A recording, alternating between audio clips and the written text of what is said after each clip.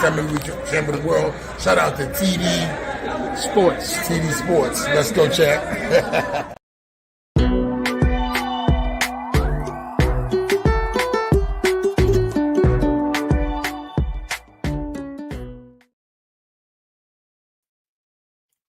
What's good, YouTube? What's going on? How's everybody doing today on this Friday night? Another edition of Friday Night Sports Talk.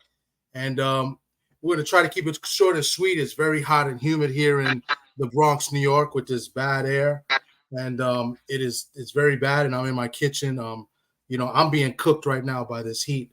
And, so we're going to make it short. We're going to try to go over these fights and predictions of what's going on, what we think is going to happen tomorrow night in Newark in the Prudential Center.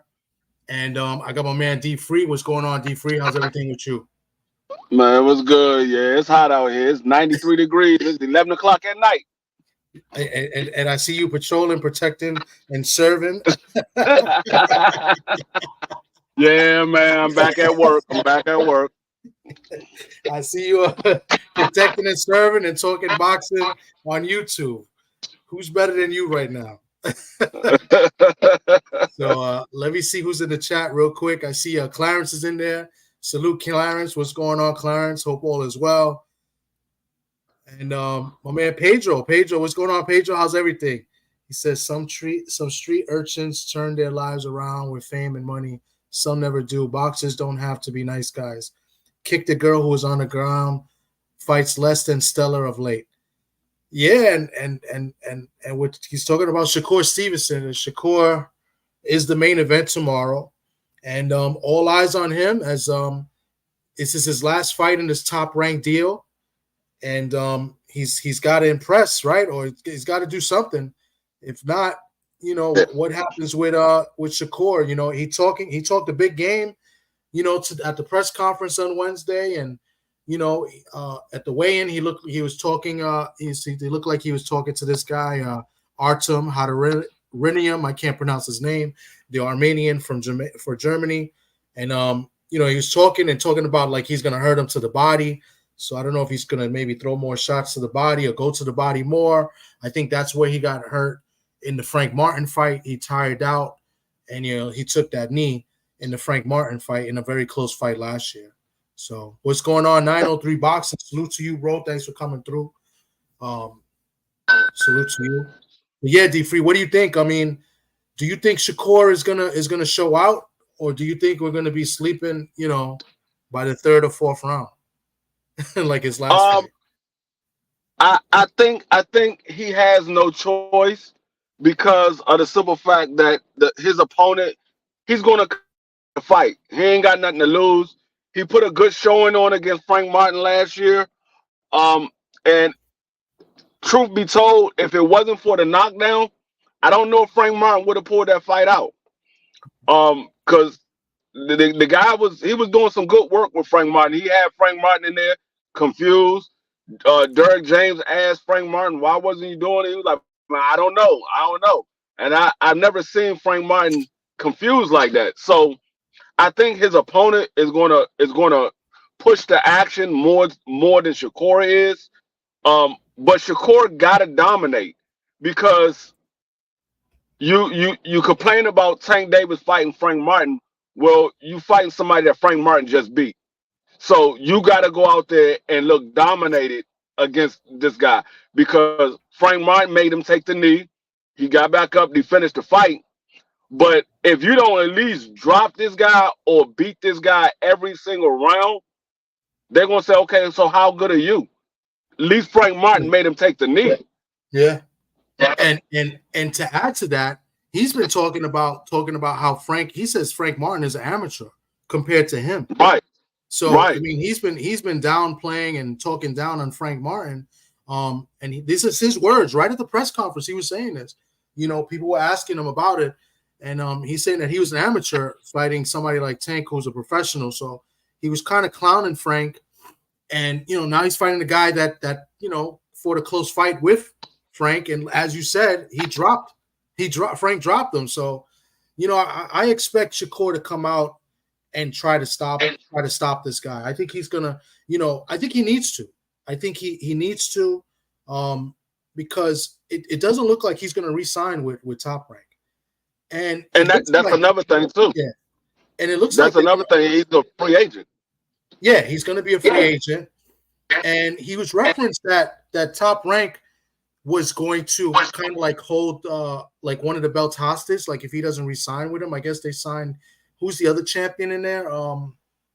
It's the guy that beat Never Roddy. Yeah, and they saying that if you don't re-sign with us, you're not going to get that shot. To unify. So, and he kind of referenced that as well.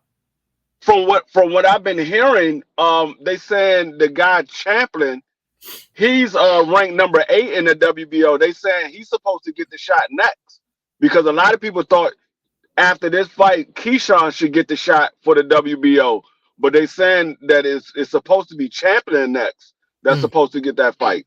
Well, we know Keyshawn's not going to fight, Shakur. They're not going to fight. They're friends. Like that's not going to happen. But Shakur, Shakur is the WBO. I mean the WBC. Shakur is the WBC.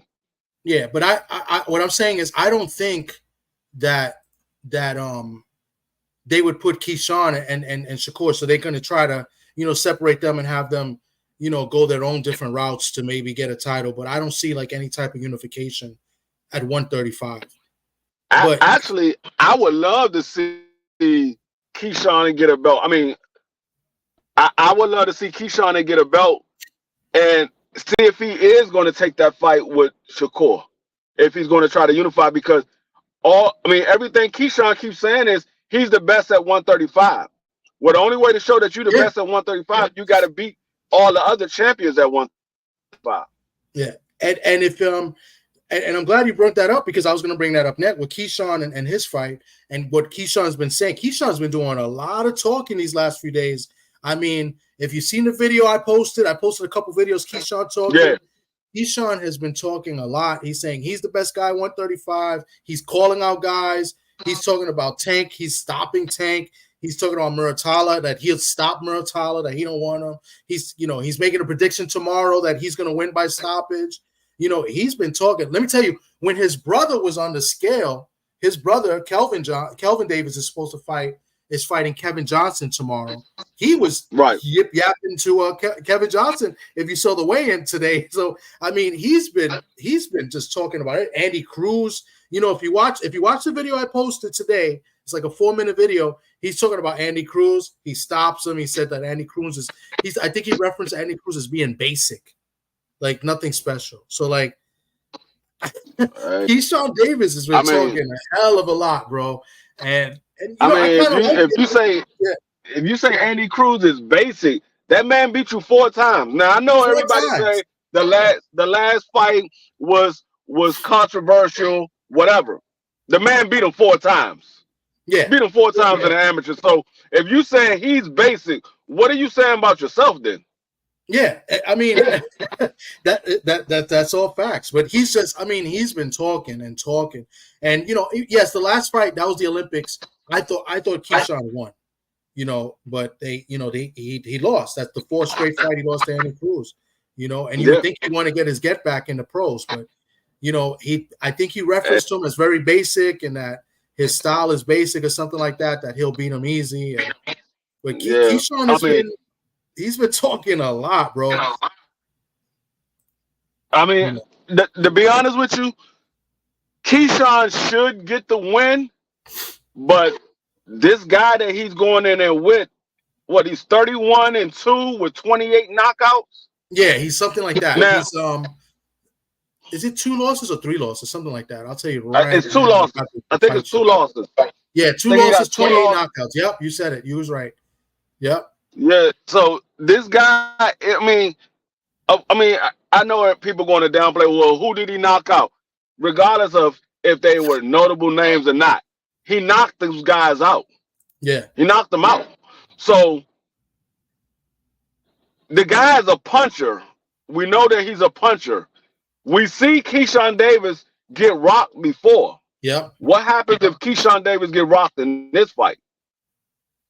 I mean, what happens? Listen, he's another one that gotta back up what he's been talking, because he's calling out Tank Davis. Me personally, he's not ready for Tank Davis. You're not ready for Tank no, Day. no way. No, I agree. I think he's So- just talking, and he's promoting himself. He's promoting his brand, the DB3, which is, I guess, him and his two brothers. Kelvin, he has a younger brother, I guess, is fighting, I think, for the Olympics, or like in the Junior Olympics or something like that. So it's three of them. I mean, I liked his energy. I'm not gonna lie. I got to speak to him off camera. He was real cool, and he was very positive, and he was very arrogant. Meaning, like, he believes in what he can do. He really believes like he's one of the best. And I think he's ready to put on a statement. But he's fighting a guy. Hold on 1 second. What's up, Ishe? Hey, what up, man? What up? What's going on? What's good? on? Yeah. Same shit, different day. I hear you. You've had a busy week. Oh man, busy, man. Busy, man. Crazy week. And I'm not talking about your personal life. Right, just social media, man.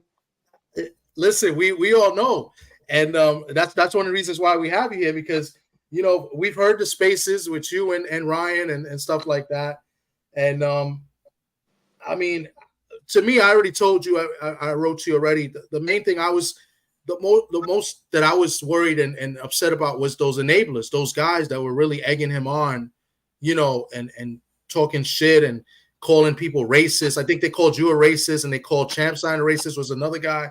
Like who were those guys? Like I never heard of those guys. They sounded like some older gentlemen too. Like they sound like somebody from like Howard Stern or some radio show. It was weird. Yeah, I think those guys are just like everybody has. When you get money, everybody surrounds themselves with yes man. Well, a lot of people. Yeah. I didn't have yes man around me that laughed at my jokes, that did everything. I just had people that I employed, like the same people that's been down with me, that helped me in camp, that I kept the same routine. The problem with him is it's unfortunate because he doesn't have anybody telling him like, yo, you bugging.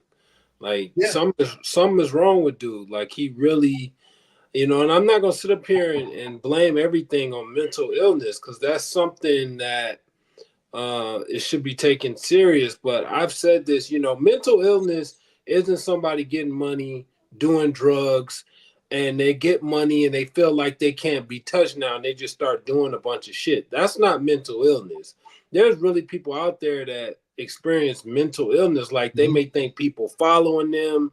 They may hear voices. They may get depressed. Like there's a lot of different things to deal with mental illness and depression. Doing drugs and hopping on spaces or hopping online and just blurting a whole bunch of shit, that's not mental illness. And I said this, somebody said, money changes people and this and that. No, I said money don't change you, it reveals who you are. Yeah. That's who he always was, man. And money didn't change him. It reveals who you are as a person, and that's just who he is. So he gets no passes from me, man. It's just if it's not one excuse from him, it's another. It's never no accountability. He needs to look in the mirror and take accountability for his own actions. I've been saying this since day one, since he popped dirty, since everything I've been saying, since it's everybody's fault. Yeah. You know what I'm saying? It's everybody's fault but his. And that's a problem. And his fans are no better. They're not going to be happy till something winds up happening to them. And then they're going to be like, oh, maybe this shit was real, or, sending thoughts and prayers. But, what does that do after the fact? You're right. And that's what's going to happen. I mean, it's sad to say, but at this point, why should anybody care? Like for this guy? Because this guy, he's making a mockery of everybody. He's insulting people. He's being disrespectful. He's saying things. And then you have these people that vouch for him. Earlier today, I wasn't expecting to see this. I'm not going to mention the guy's name, but somebody was on live on YouTube, a content creator, a very popular content creator, and they had Ryan Garcia's mom on there. And Ryan Garcia's mom up there making all kinds of excuses for him. And and she should be number one on as part of the as part of the enablers, as part of the one that let him do that. Yeah, she's part of the reason. Yeah. The content creators are the ones that was kissing his ass this whole time, especially the black ones. You know what I'm saying? Especially the black ones. They was kissing his ass the whole time, and now he's just popping out saying the N-word, and it's just like, you know, now that's like throwing egg in their face, and they, you know, some of them are stooped so low, and it's like, it's quite pathetic, man, what people nowadays do for clicks and views, you know, and they, you know, it's like, oh, if a black man said, then he should be able to say it. You shouldn't say nothing. Listen, man, that word has been in our community for centuries, for decades. And a white man calls us that so much, we have a right to say it if we choose to say it. You know, elderly people, you know, if you're in a barbershop and there's some elderly people in there, or you around some old school people that grew up in the, you know, came up in the 50s, 60s, early 70s, you know, then, you know, them type of people don't like to hear the word, man. You know what I'm saying? But it's like a term of endearment for a lot of people. You know, LeBron got caught on Kai Cenat face, you know, on his live, and he got caught saying it. We're talking about one of the most popular athletes in the world, and he was saying it on FaceTime with somebody. He said the word. So it's like a term of endearment, man. But when you're outside of the race, that don't give you a pass because it's something inside of our race. Yeah, it gives you no pass, man, to be able to think you can use it freely, and you know, something's wrong with dude, man.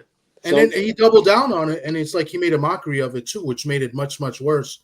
You know, from my point of view, you know, he made a mockery of it, and he tried to defend himself, saying, "Oh, I can say it, and I can say what I want," and you know, and no, you can't. You know, I mean, you know, everybody is born and raised in different areas. You know, I live in the Bronx. You know, it's mostly urban community, but at the end of the day, you have to be respectful of your surroundings and be respectful. Like if I slipped and said something, and somebody say, "Yo, you can't say that," I can't double down. Like, who are you to tell me? Like, I got to be respectful. I got to watch my mouth. I shouldn't be saying things that are disrespectful to somebody else. If they find it disrespectful, I should show respect and say, you know what, you're right.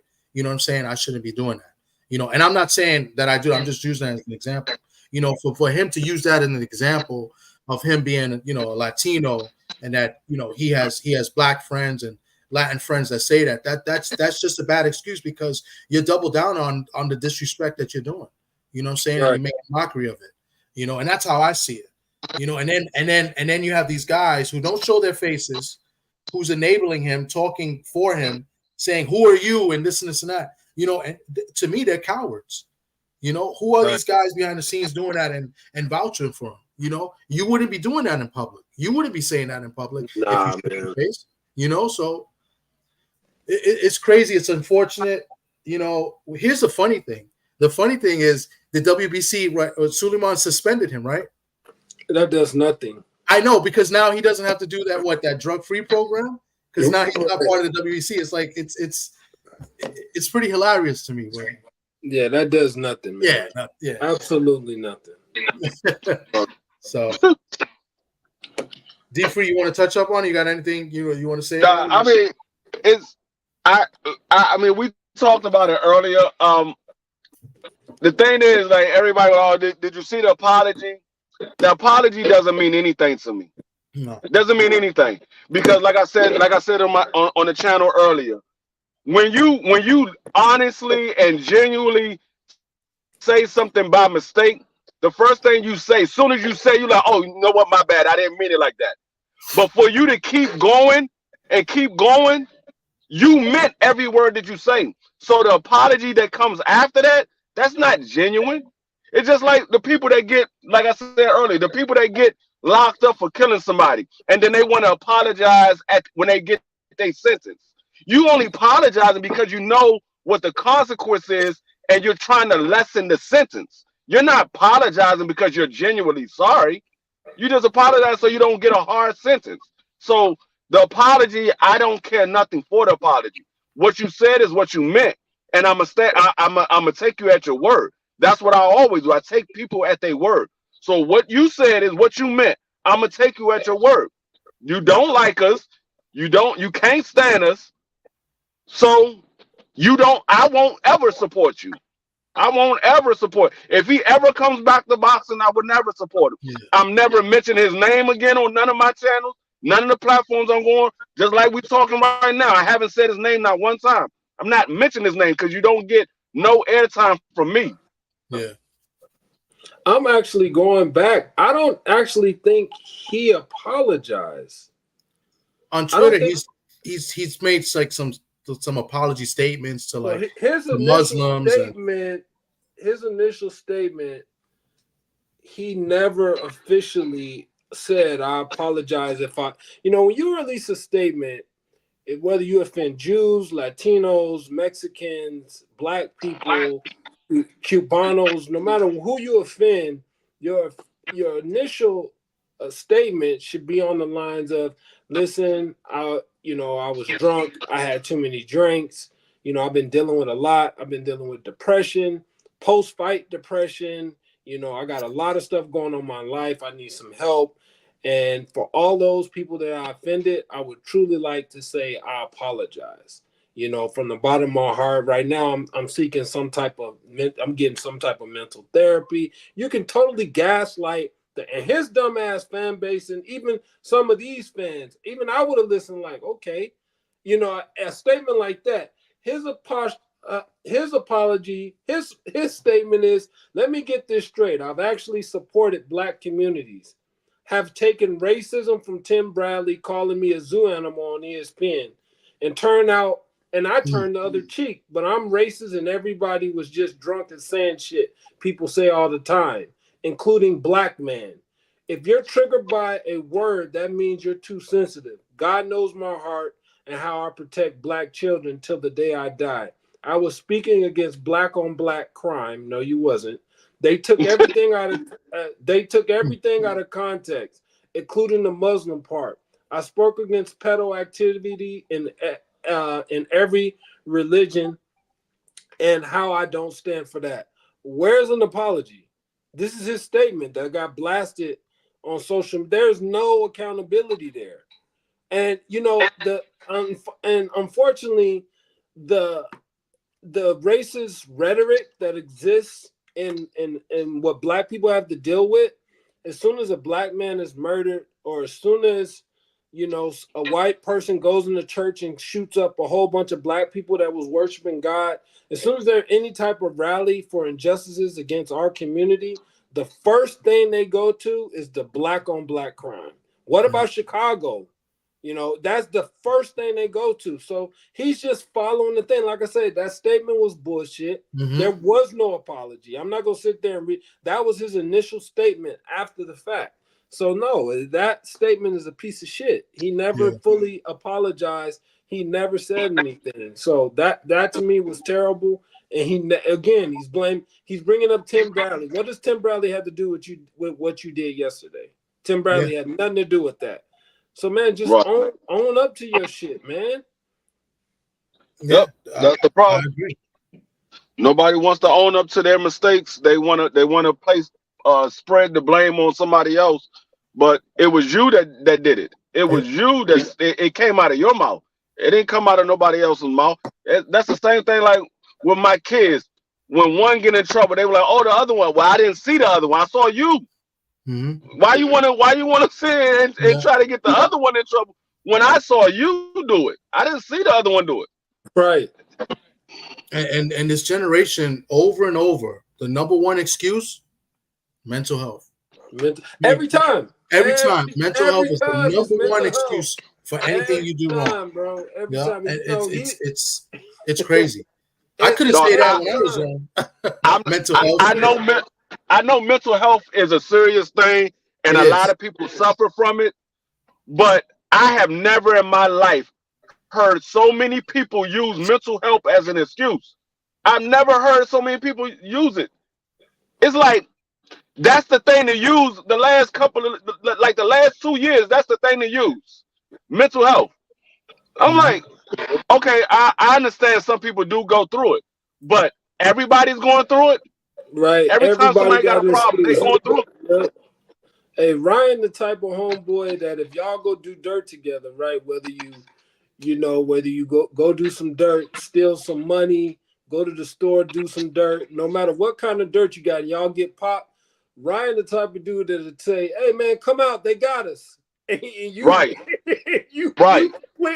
you completely out of the way. You know, you out of motion. Come Yeah. on, Ishe. They got us, man. They got us, dog. No, they got you. Right.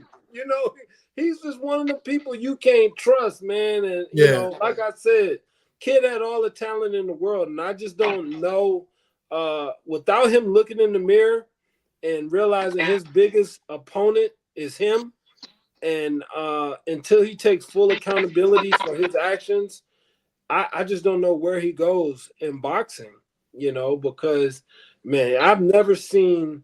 I mean, I've been around this game since I was 8 years old, man, and I really started studying the game as a teenager, so 30 plus years, and I have never seen this kind of just downslide in my life, bro. It is just unbelievable the slide he's on. And what's even crazier is the fans that still support him.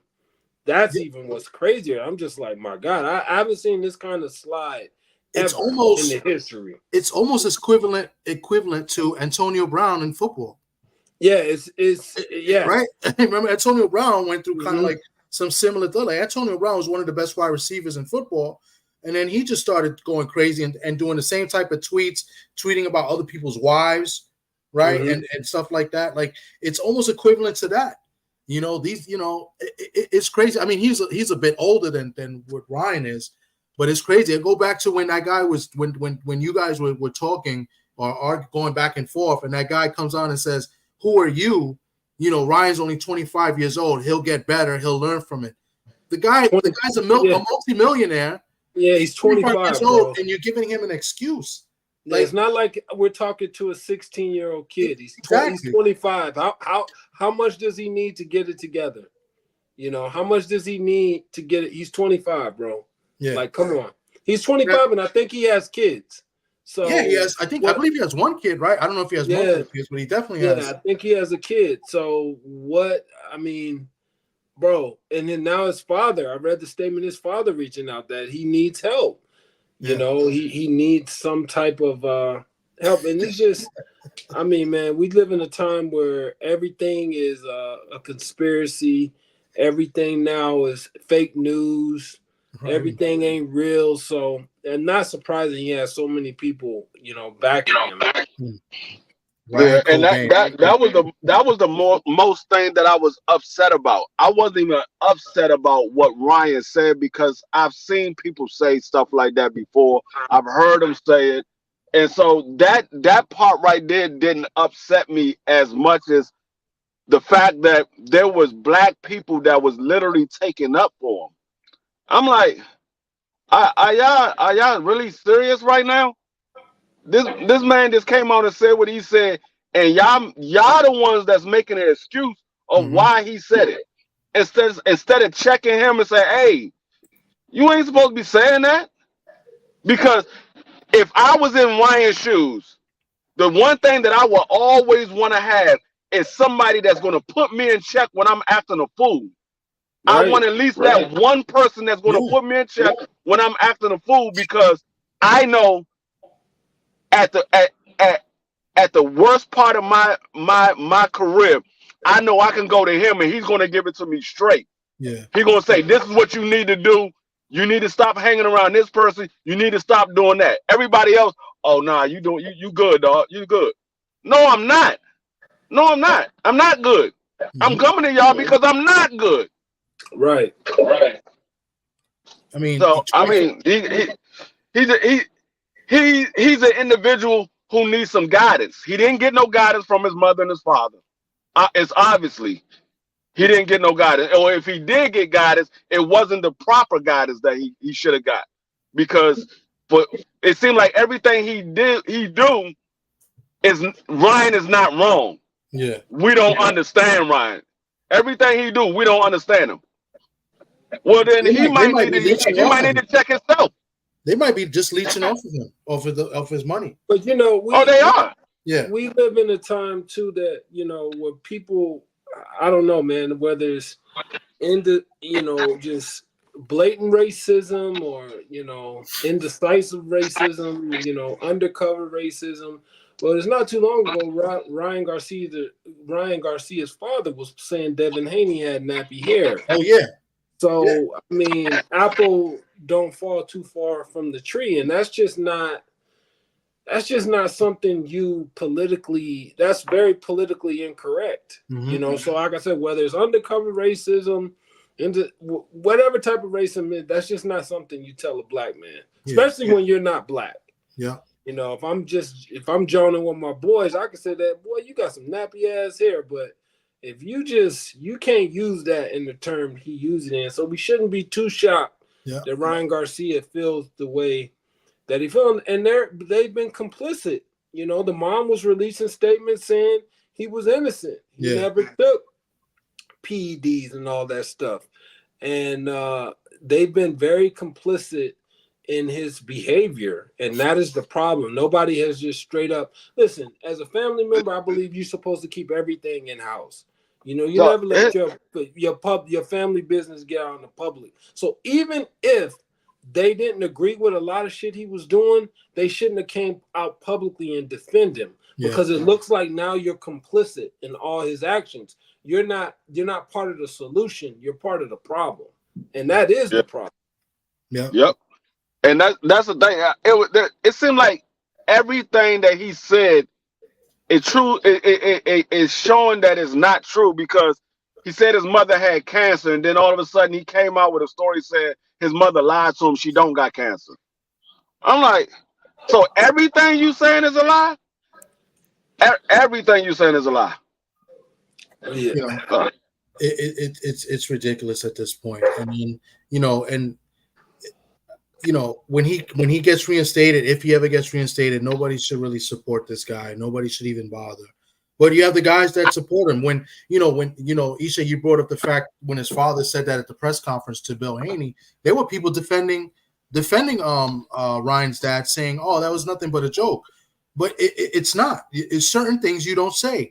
I don't know if you guys remember this, and we're old enough. We should all know this. But remember when Don Imus said it on the radio about the was it the Connecticut or Rutgers basketball team, the female basketball team? It might have been Rutgers female basketball team, and he called them what, nappy-headed hoes, and he lost his job over it. And Don Imus was on radio for a very long time. He ended up going to another radio station, but Don Imus was in radio for like 30 years at that point.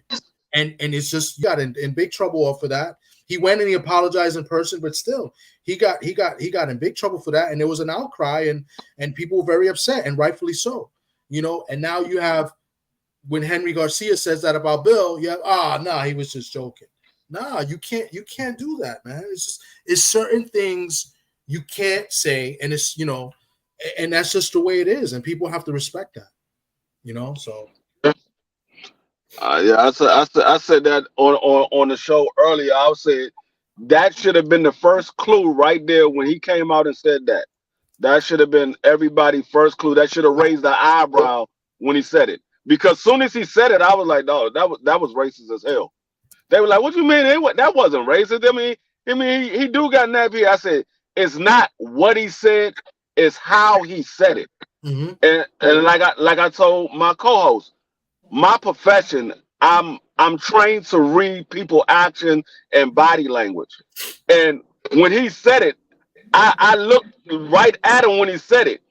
He said it being he wanted to demoralize Bill Haney when he said it. And I'm like, no, that was racist. I was like, it wasn't nothing joking about it at all. He was clearly trying to be racist when he said it. Mm-hmm. And they were like, nah, you reading too much into it. Okay. And now we see this comes out and they like, oh, Free, you know what? You might be right, dog. You might be right. I tried to tell you a long time ago. But I mean, I don't like I said, this won't be the last time that somebody do something like this. But I didn't think that we could see somebody who was messed up in the head as much as T.O. was. Ryan beats T.O. by a long shot. It's not even close. It's not even close because T.O. says some crazy stuff, but T.O.'s father be saying some crazy stuff too. He says far worse. But yeah, it's not even It's not even close. These guys just need to stay over social media too. That's another thing. Like, get off social media and just stop. He's blatantly trying to disrespect and insult people. It's not funny when you talk about somebody's wives and somebody's kids and somebody's religion and stuff. You're getting personal. It's not jokes. You're doing it to purposely try to, hurt somebody or disrespect somebody. And him being racist just adds on to it. You know what I'm saying? With those racist comments, he's blatantly trying to disrespect somebody, and he's going to catch it. He's going to catch, he caught a little piece. I know it was nothing. It was a soda, something thrown out with Kalen Platt. Like, he got thrown up, but that could have been anybody. That could have been somebody that could have took a swing, or somebody that could have just, hit him with an object or something. It's going to happen. Something worse is going to happen to this guy.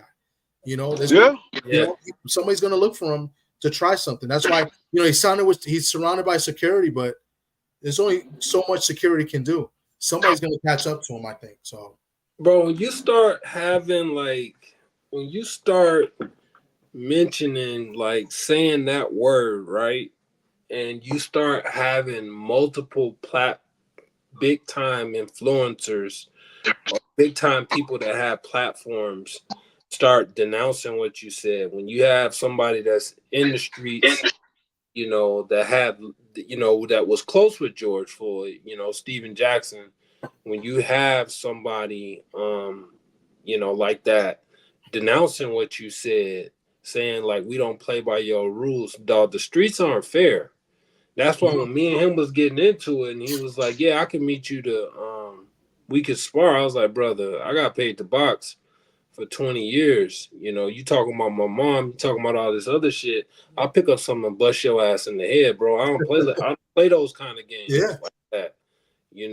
I'm not trying to box you, dude. I'm trying to do something to you. So, I mean, he just got to understand that it's a boxing ring and there's the street code.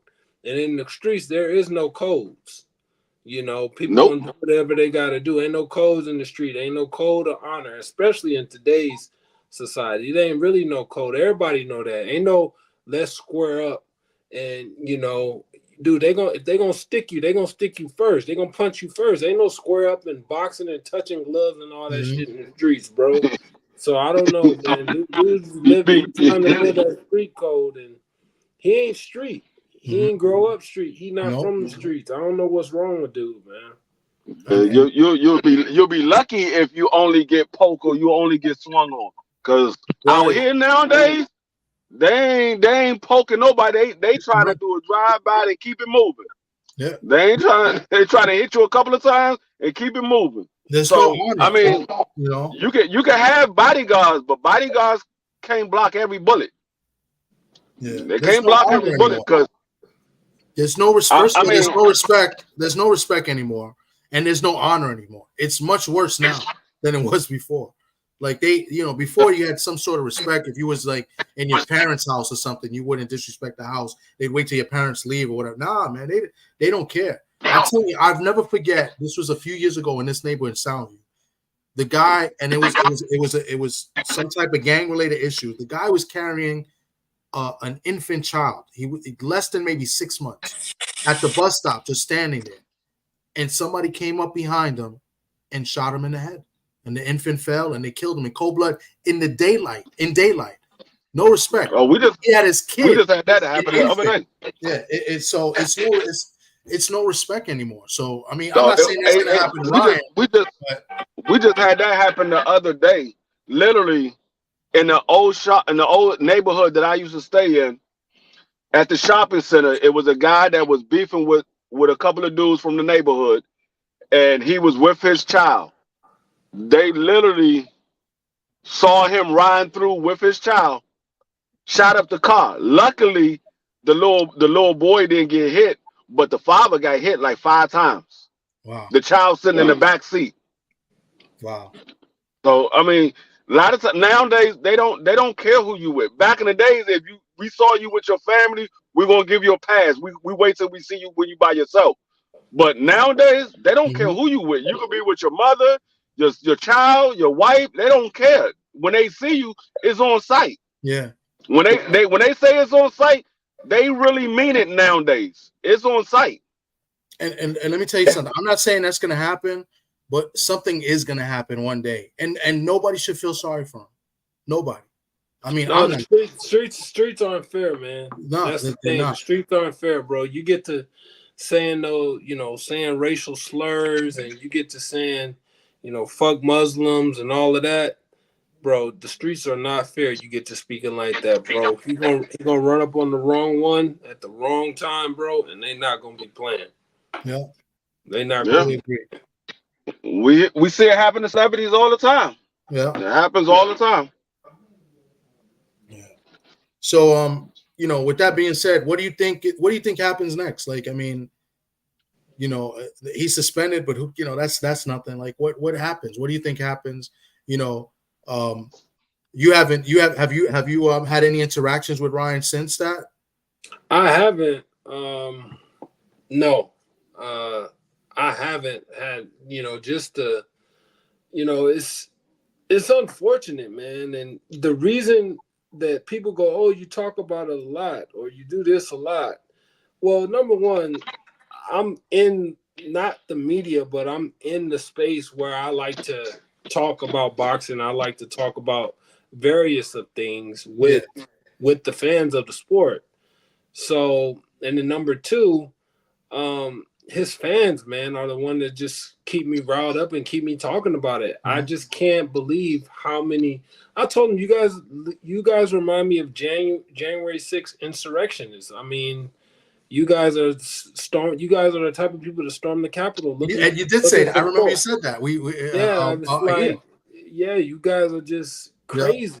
Yeah. There's all these theories as to why he tested positive, to why this, why that, why this. Oh, it didn't help him. He only had this much. It's excuse after excuse after excuse, and they got to live with this monster because they built him. And I always say, I put it in perspective. If the shoe was on the other foot, just let's rewind and say this was Devin. I don't think he would be getting the kind of love that Ryan Garcia still gets. This is what you said. This is the Ryan Garcia fans right here. This is what you said. Yeah. This is what you said. The Ryan Garcia supporters right here. This is what it was. I remember you said that. But yeah, I live. I mean, my wife worked right down the street from there. I was out here when all that was going on. It was crazy. What about have you interacted? Hopefully he gets the help that he needs. Hopefully he gets the help that he needs. I mean, like I said, I'm still not going to support him. I don't know, but what help? How do you see what platform is this on? How can I tweet this out? To be honest with you, maybe they have to do like what's that old movie? I can't think of the name of the movie, but dude was going. Can people come in here and watch it? Oh, I would have to share it on Twitter, I guess. I don't know how to do. I shared it on my thing, but I wouldn't know. I'll share it in your private message. Let me see if that works because I don't know. I'm still trying to get used to Twitter. I'm gonna copy it, the link, and I'll put it on Jesus. Let me go to Twitter and I'll put it in your message, but I don't really know. That's the best I can do. I don't, I'm on here right now. Yeah, because I don't know. I know you could go live on Twitter and YouTube. I've seen a couple people do it, but I don't know how to do it. I don't know how. Yeah, because you got like guests and stuff. You got like people in here, like. So I was seeing maybe tweet it out. Yeah, I tweeted it. I did tweet the live, but I don't. People would have to click the link and they'll take them to YouTube. I don't know how to put it live on Twitter because I've seen people do it. I don't know how to do it. You don't know how to put it. Is it live on YouTube right now? Yeah, it's live on YouTube right now. Yeah. What's the link? The link I sent it to you. I put it in your private message on Twitter. Is it the one that says StreamYard? No, not StreamYard. The one that starts with YouTube. You just it says failed. It says failed. Hold on. All right, now it's there. It should be there now. This man got that. This man got that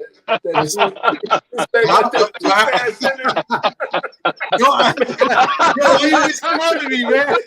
That man still got that cheap ass internet, man. No, but this is like the second time let this happen, bro. Yo, yo, I'm still learning how to do this shit. You got it though now. I see that you've seen it. Damn, man. I just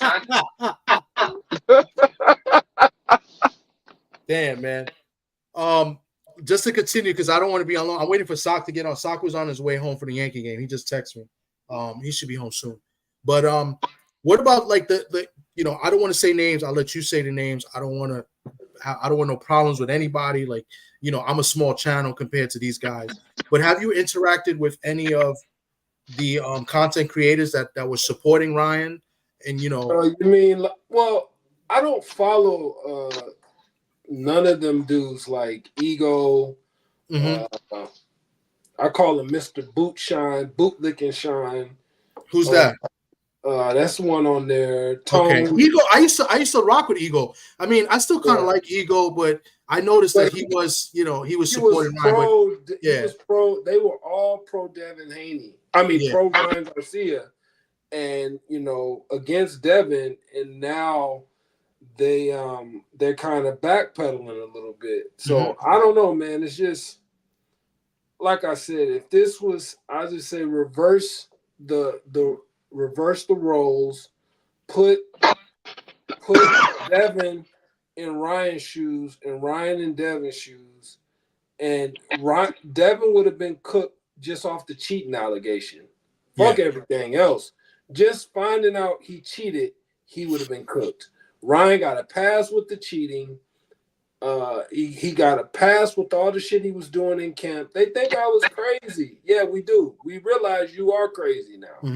And he cheated the process, man. And it's been one thing after another. It just started off as a little snowball, and it just kept rolling and rolling and rolling, and it just now it's a big ass snowball. So and it ain't no containing it. And I don't know, but we gotta stop. Some of the D said he needs to get the help that he needs, but we just gotta stop. What help? Like what is he needs to get put like that old movie when they had that dude that was going against black people and they kidnapped him and put him in a room for like 30 days and they just kept whooping his ass. That's what I can't think of the name of the movie. I can't remember what it was, but it was a movie. Dude just kept going in on black people. They just kidnapped him and whooped his ass for like 30 days. Then all of a sudden, he was pro-black. I don't remember. I gotta find out what that movie is. I've never heard of it. I can't. I'm trying to think. I think it was a Spike Lee movie, if I'm not mistaken. Okay. I think it was a Spike Lee movie. I know what you're talking to. You're talking the older argument. So at the press conference today, that guy was, I think he's part of the athletic commission. I forgot his name. He was that old guy. He had moved the ringer girl because the ringer girl was holding up I forgot what she told him, and he touched her. And she was like, "Don't touch me, don't touch me." That guy is the athletic commission. He was a former referee. But they were his name, but I know who you're talking about. They was trying to say that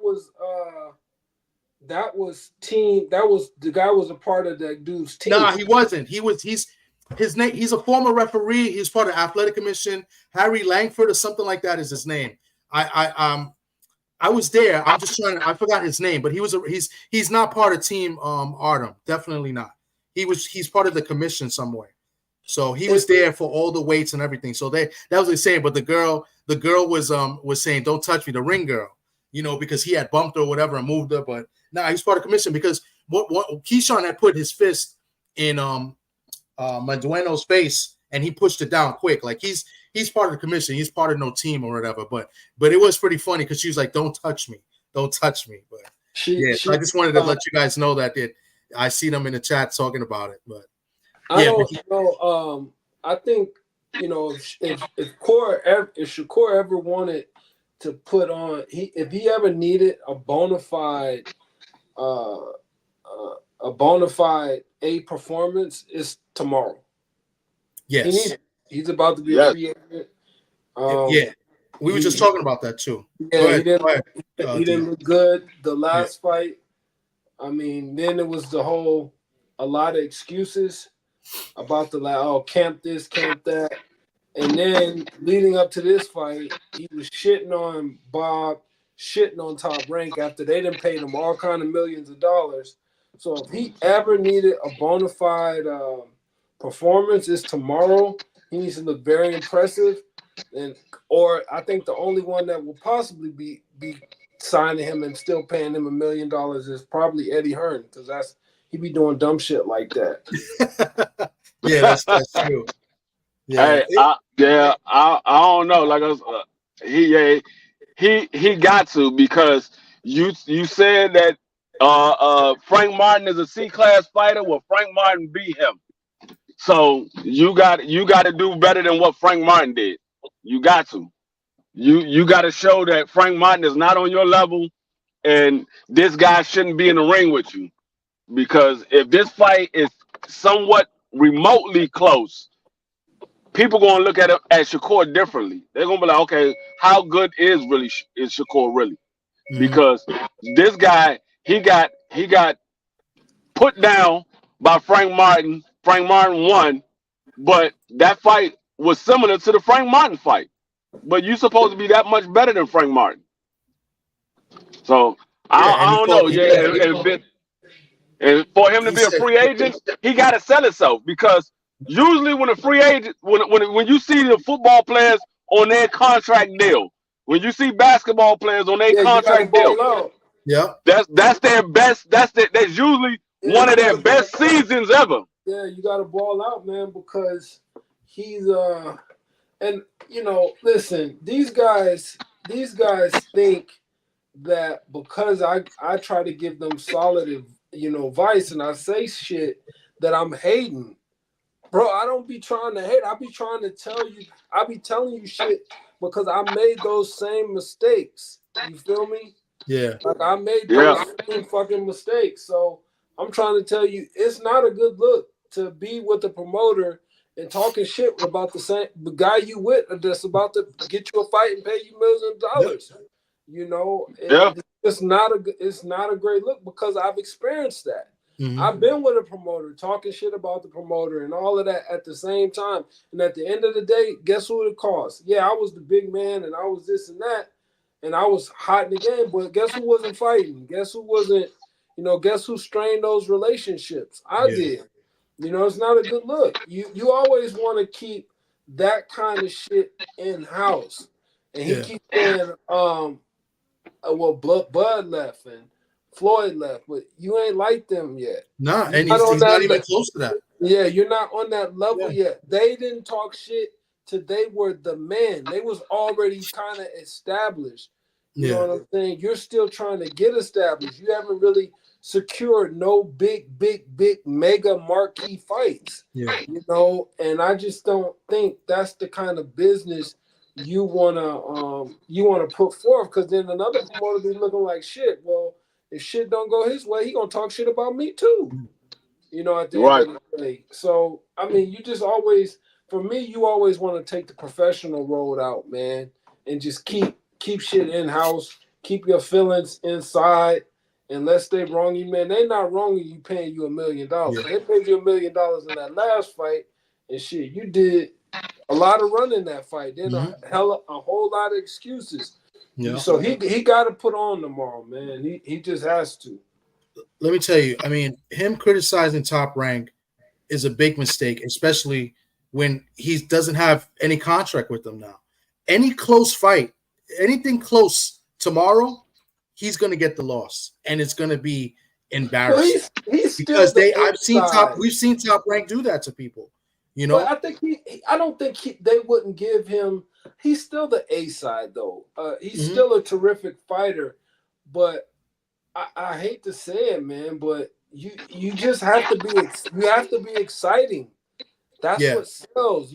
People forget that before Floyd became Money Mayweather, he was Pretty Boy first, and that Pretty Boy was a bad motherfucker. Yeah, you feel me? He dominated people. He dominated my boy Diego. He dominated Gotti. He was putting them out. He was just putting on performance after performance.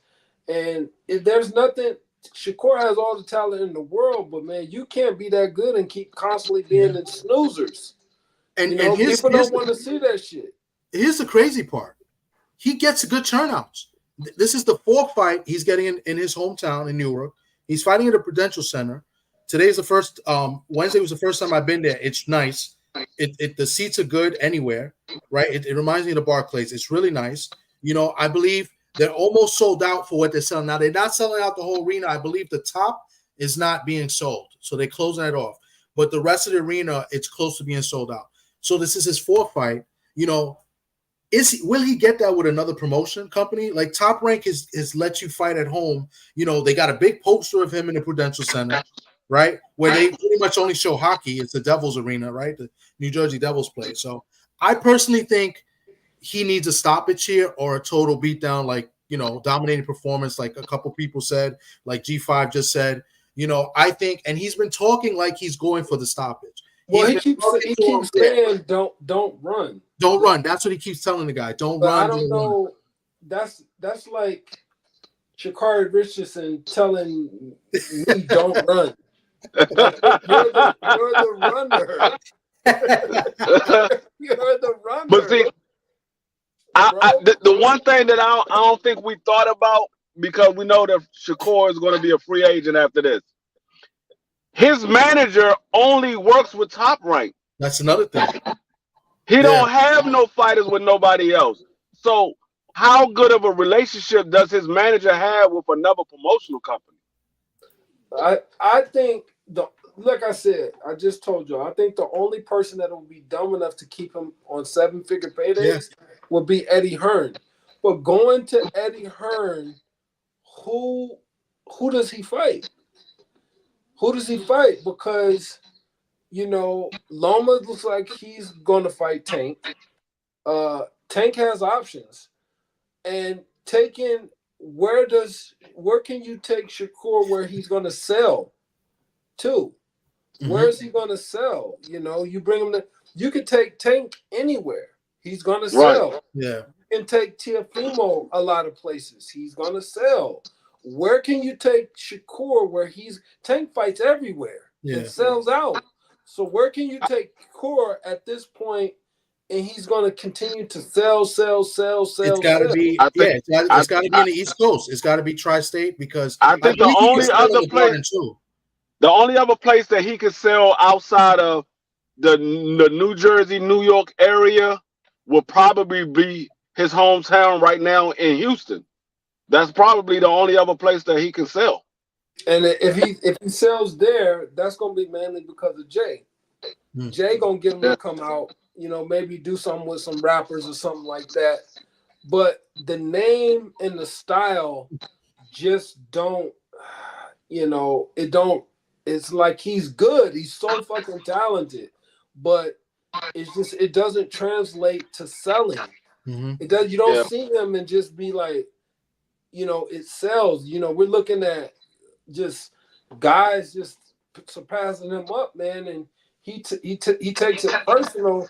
But bro, at some point you gotta look in the mirror. You gotta buckle down, man. You gotta bite your mouthpiece. Yeah, you gotta put on exciting fights, bro. That's what people want to see. I think Devin might have messed that up for Shakur with Eddie Hearn.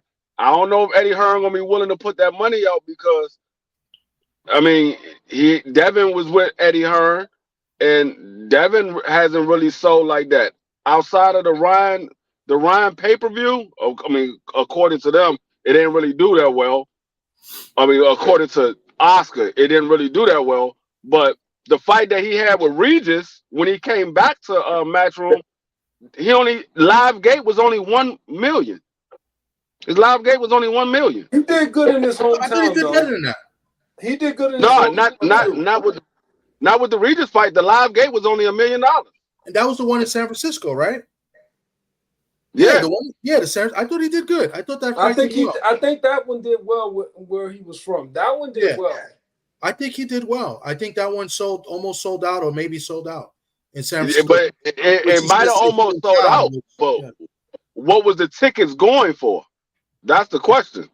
I mean, probably it's anywhere else. I mean, I don't think it's hard to gauge on the ticket price because according to the live gate numbers, it was only like $1 million. He did a little bit more than what Ryan did. He did a little bit more than what Ryan. $1 million in a low market place like San Francisco or Oakland is actually not that bad. You know what I'm saying? That's not that bad. Doing $1 million in like New York or Vegas is terrible. Yeah. But doing $1 million out there, you know, because that's not a real boxing. They pretty much had Andre Ward, and that's it. You know, that's not really like a big boxing region besides LA. You know, but even would you say New York? He had to fight with Ryan, who Ryan just came off the big fight with Tank Davis. They did 22 at the live gate and 1.2 for the pay-per-view. According to their live gate in New York, it was only $4 million. That's not that bad though in New York. $4 million gate is tough. At the Barclays, that's not bad. Well, Tank did 5 with Rolly. Tank a bigger name than I understand that. I understand that. I'm just saying Ryan is coming off that. He's coming off the mega fight with Tank. Yeah, but you think about it, Ryan's biggest fight was with Tank. Ryan without Tank, Ryan fought that other guy, and that wasn't pay-per-view, and that didn't do well. That did a mill out that arena. I can't. The guy he fought, I can't even remember. There was another catchweight fight. You talking about the guy from? He was 130 pounds and he came up to he was 135 and he came up to 40. Yeah, I can't think of his name. I know exactly what you're talking about. I can't think of his name. They fought in LA, right? They fought somewhere in LA, and that didn't do well. That didn't even sell. Yeah. It only did like $1 million. It was a little bit less than what Devin did with Regis. It was a little bit less than what Devin did with Ryan. Regis. You know, this thing that Ryan sells. He has a big following, but you know, it's hard to gauge. The pay-per-views, people are streaming it, you know, and streaming and not paying for the pay-per-views anyway. It's really hard to gauge. But if you look at it, Ryan's 2 biggest pay-per-views was with Haney and Tank, you know, but you know, he needed the dance partner. Without those 2, he didn't really sell, you know. Now Haney was it was a pay-per-view with Loma. That one did okay, right? Yeah. That was 150. Yeah, that one did okay. And then the Regis was not pay-per-view. That was that pay-per-view? The Regis was pay-per-view too. Oh, was pay-per-view? Okay. Yeah, well, Loma, the numbers was fine. The problem was the money that they paid Loma and Devin. Bob said they barely broke even because they wanted, both of them wanted so much money. So they said they barely broke even though they did 150,000 pay-per-view. Bob said they barely broke even. So the numbers was okay for them being their first time on pay-per-view. But then also, you turn around. You know, also it was much cheaper than the Tank pay-per-view. I believe they didn't put it as much. They made it kind of it was like $40. Yeah, it was like $40. So they didn't charge as much as the other pay-per-views. Like the Tank pay-per-view with Rolly was more expensive. You know, so I mean, apples and oranges. I don't know if because Shakur's never been on pay-per-view. He's got great viewing on free TV, but he's never been on pay-per-view. We don't know if he can headline a pay-per-view card. He would absolutely need a dance partner to headline a pay-per-view card for his first pay-per-view. Fortuna. No, but it was somebody else. No, it wasn't Fortuna. It was Fortuna was before that. It was Puello. Was it Puello or something? No, not. Oh, no. Matter of fact, I could tell you. Oh, I ain't even got my last. He stopped him with a body shot. That's all I remember. I can't get his name. Luke Campbell. No, it wasn't Luke Campbell. I know he stopped him with a body shot. It wasn't Luke Campbell. No, it was the guy. He's on Matchroom. He's a Matchroom fighter. He's from the UK.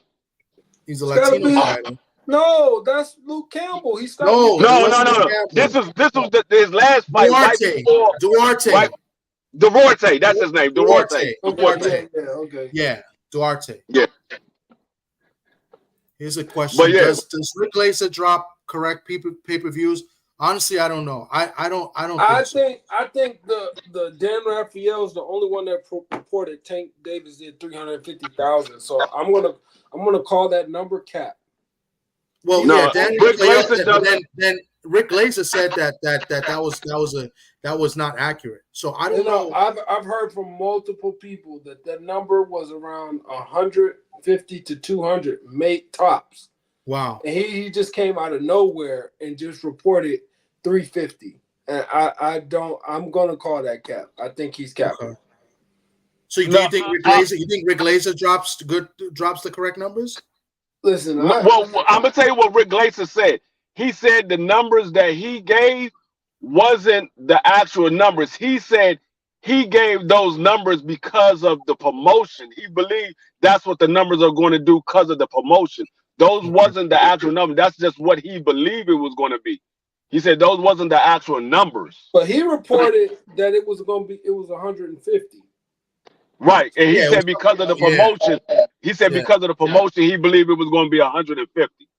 I do believe that when Golden Boy has their pay-per-views, I do believe Rick can get the right numbers because Rick works with Golden Boy. He's like a consultant for them. So if he reports the numbers for Golden Boy, either he's lying because he's capping for Golden Boy, or he got the direct insight from Golden Boy. According to Oscar, they didn't do well because he said, "Devin, you got all the money you're gonna get. Y'all didn't sell." He said, "You got all the money you're gonna get." So I mean, and Ryan can't look for no money no more because they made him give all his money back. But Devin was still all his money back. He had to pay some fine. I don't think he had to give all his money back. No, they didn't give the exact number. What they said was he had to give back the money of how did they word it? Because I read the actual Golden Boy gets to keep $1 million. Yeah, that was. Well, no, it wasn't $1 million because they never actually gave the number that they had. The only number they gave was he had to pay $10,000 to New York Athletic, but he didn't give the number for Golden Boy. He just said he had to give back the money for his performance and something else. So his fight check, something got held, and I think it came out to like $1 million he lost. I heard something about $1 million, something of that he had to give back, but I don't know what it was for. Yeah. I'm just going by what the actual statement from the ruling when they came out with the ruling that Fanon got the actual statement on his channel. He pulled out the whole statement. It was actually Dan Rayfield put it on his Twitter, Twitter account.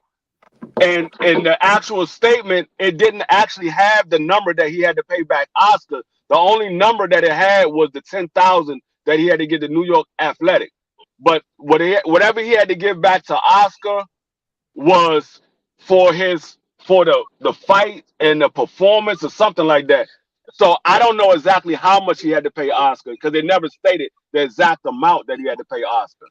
A lot of people just assumed that it was $1 million because that was his guaranteed purse. So a lot of people just assumed that it was $1 million, but it never actually say $1 million. Damn, that was his guarantee, only $1 million. That's kind of.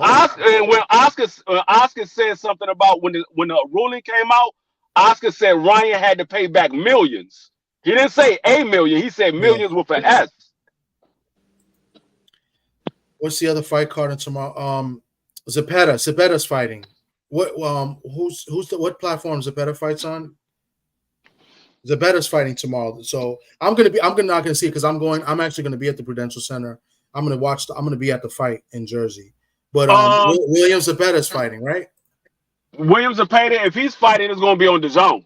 Yeah, so he's on his own. So yeah, he's a Golden Boy fighter. So if he's fighting, it's gonna be on the zone. Yeah, he's also fighting around the same time. He's fighting Giovanni Cabrera. Oh, Giovanni got another fight? Yeah, he's fighting Giovanni Cabrera. Yeah, at it's going to be in Canada. It looks like Ontario. So no, that's not Canada. That's Toyota Arena in Ontario.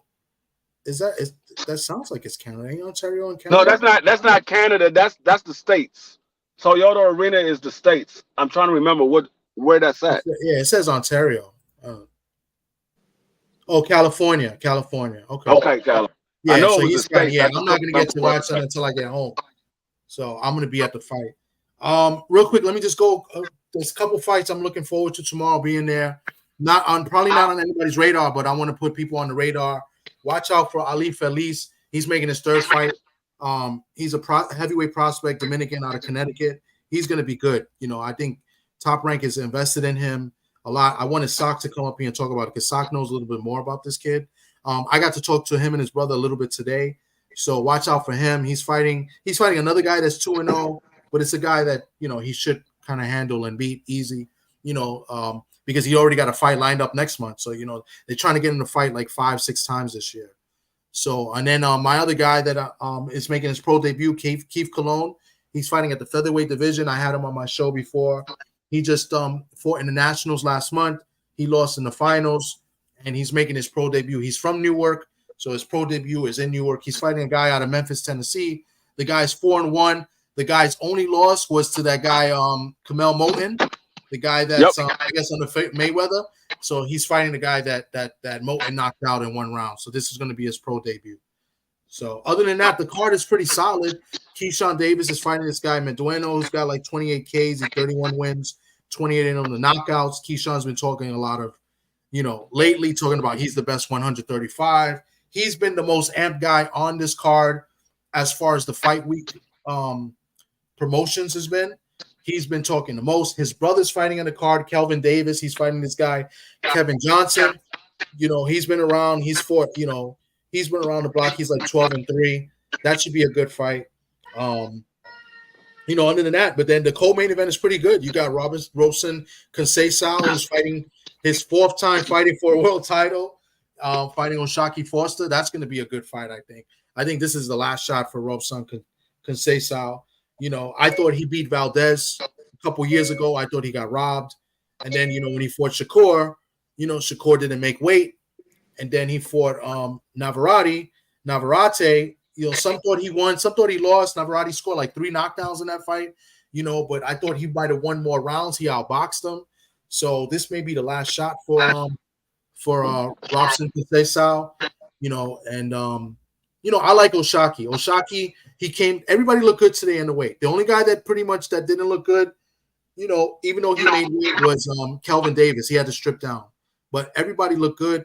Oshaki looked way better than his last fight against Abraham at the weigh-in, where he had to strip down. I spoke to his coach. His coach said that, nobody knows this, but that he was hurt versus Abraham. So even though he won the fight, he was fighting hurt, and that they're 100%. Oh my God, I hate when people. You hate. I know. He won the fight though. He won clearly too. But he said, that expect a better performance against take it, man. Just take your victory or take whatever happened and move on, bro. Well, the reason why he said that was because a lot of people thought that he couldn't make that weight anymore, that he should move up, and maybe he should move up and fight Shakur, because he called for Shakur a couple years ago when Shakur was at 130. So that's what a lot of people saying, but they were saying now they want to try to unify, at 130. So. And that the reason why he didn't look as good making the weight, that he had stripped down, was because he was injured. So okay, so if he looks like shit the next fight, then what? What's going to be? Well, we'll see tomorrow, right? He's not fighting a bum. He's fighting a guy that's pretty solid. He's fighting a gold medalist, right? If you look like shit tomorrow, then what? Oh, then we got to hear the excuses. Yeah. But what do you think of Oshaki Foster as a fighter? I think he's a good fighter. I think I think he's pretty good, man. Yeah. They're all pretty good, man. They just, I think overpaying them. I think them making so much money so young in the game is kind of, beating up the process of wanting to be great. But yeah, but Oshaki's like 30. He's been not him. I'm talking about Keyshawn. Okay. Like already getting Keyshawn, yeah, already getting popped for weed. But all the confident shit that he's saying, I'm for that, man. He should feel that way. Yeah, that's not a bad thing to say. I'm the best. I'm this. I'm that.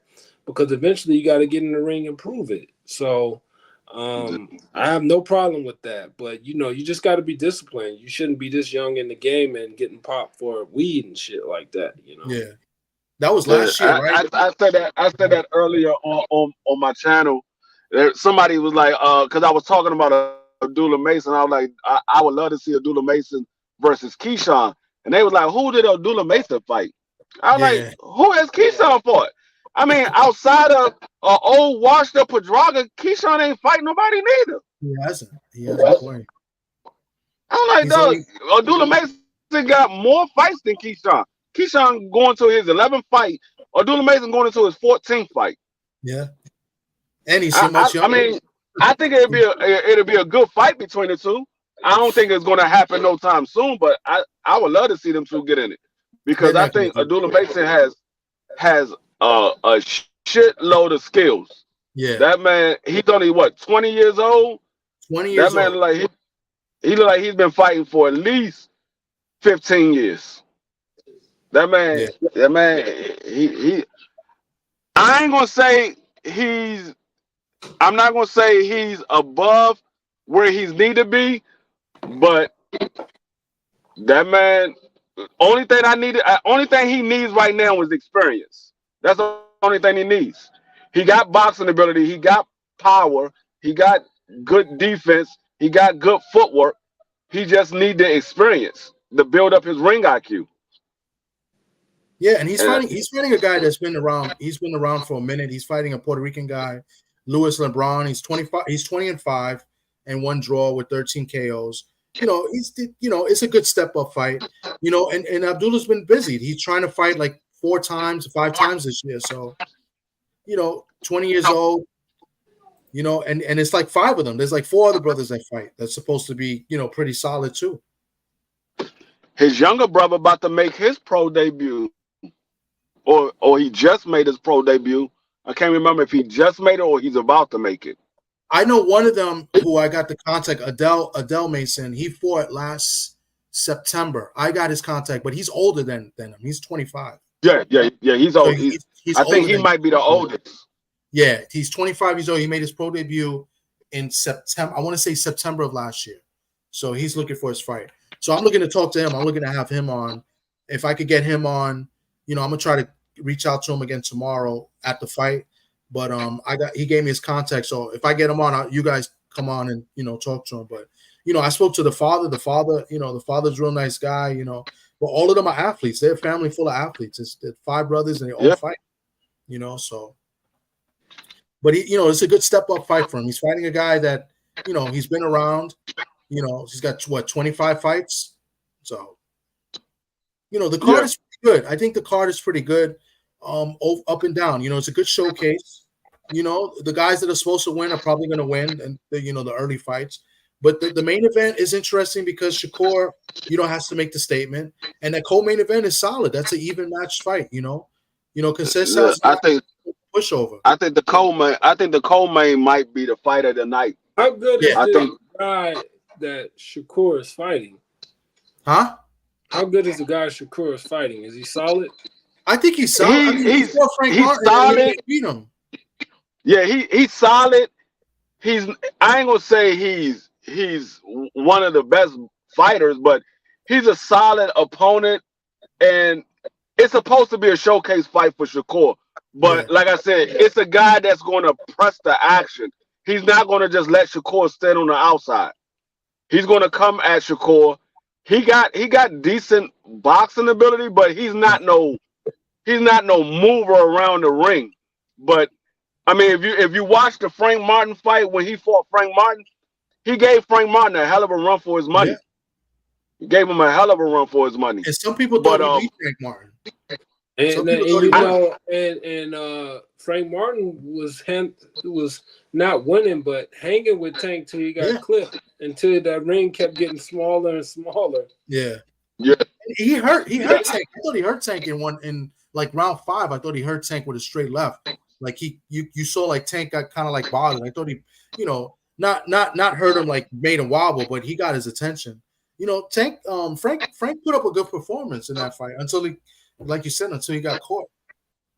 Yeah, it was that body shot at the end of the 3rd round when he got hit with that body shot. That man said, "I'm not moving no more. I'm just gonna lay on these ropes." But real quick, let me answer this guy. 28 says, but this guy. I mean, he's a. I don't even know how to judge him because, I mean, Shakur, he got skills, but when you look at his resume, you're like, okay, who did he really fight? So it's hard to judge how good Shakur's supposed to look because he hasn't been in there with the elite level fighters yet. He's been in there with Kasakiel, Oscar Valdez, Jameer Herring, Gonzalez. That's about it. Everybody else, you're like, okay, they okay. They but they're not bums either. They're solid. They're solid. No, that's what I said. They're okay, but they're not elite. Yeah. Even his last fight, De Los Santos was a good fighter, but it was a snooze fest, So that was a terrible performance. So that's what I'm saying. When he got in there with somebody that was close to his level, he had a bad performance. Mm-hmm. Yeah. So I think he needs a stoppage. I think he's going to go for the stoppage, whether or not he gets it or not. I think we're going to see a little bit more aggressiveness out of Shakur, and I think he needs to. I think he knows he needs to, and I think he's going to show out. Whether or not he gets a stoppage, I don't know. This guy's tough. The guy's an Olympian. This guy, he's Armenian. He represented Germany in the Olympics.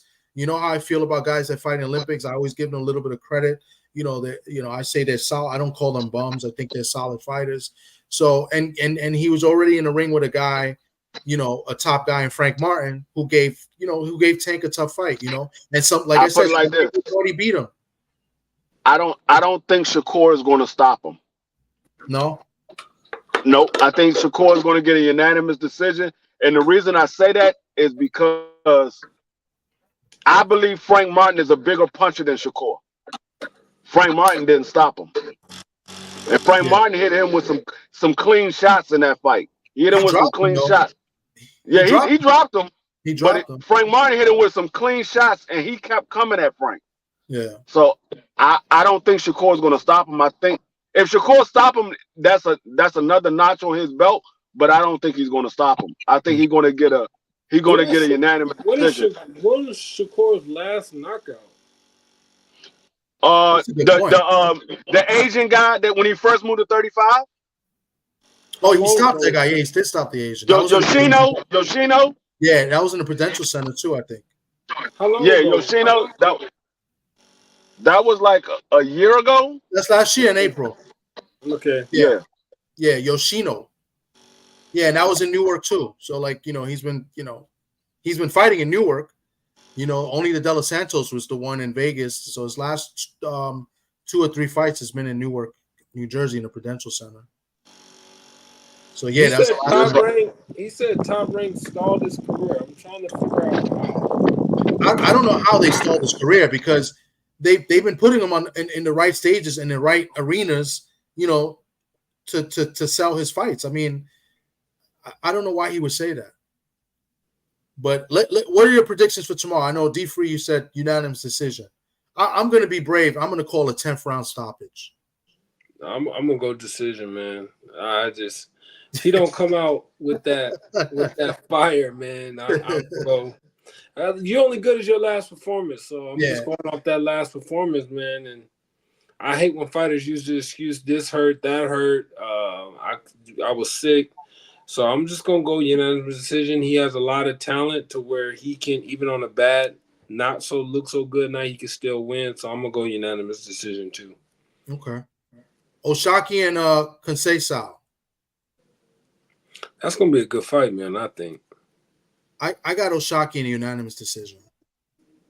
And I think he drops Conceição at least once. I got Oshaki with a stoppage, 10th round stoppage. Okay.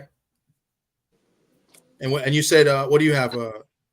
I got him winning, but I think that's going to be a good fight. I got a decision too, unanimous. Okay. For Oshaki? Okay.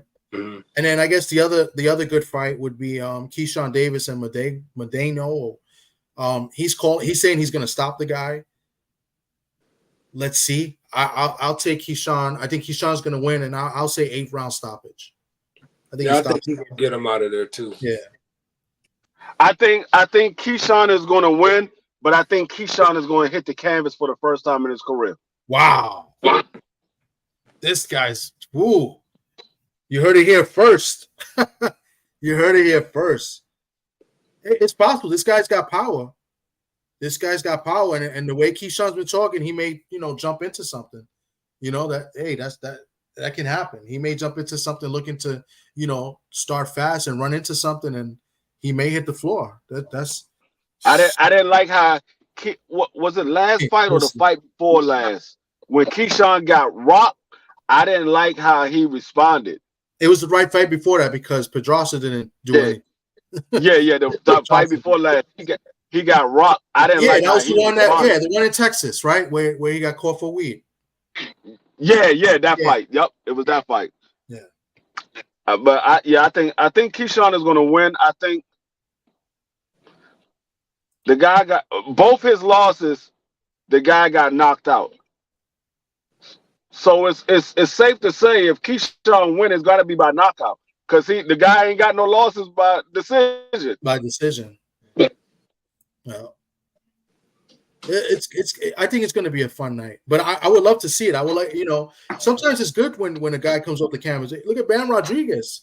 Like he said, he wanted to feel that experience of getting knocked down. How would it feel? And he came back, and I thought he won the round last week. I don't know if you saw that. Did. I thought he won that round when he got dropped by Estrada, and I thought he came back, and I mean it should have been a 9-9 round in my opinion. The judges were looking to screw up Bam Rodriguez because. I gave him a 9-9 round. I gave it a 9-9 round. Yeah, it should have been a 9-9 round. Did you see that fight, Ishe? I seen some of it. Okay, it was a good fight. It was entertaining. Both of them hit the canvas. They both hit the canvas. Estrada hit the canvas the second round. Yeah. I don't think he should activate his rematch clause though. No, I think he's I mean, it was like the passing of the torch. If you think about it, I don't think he should have the rematch either.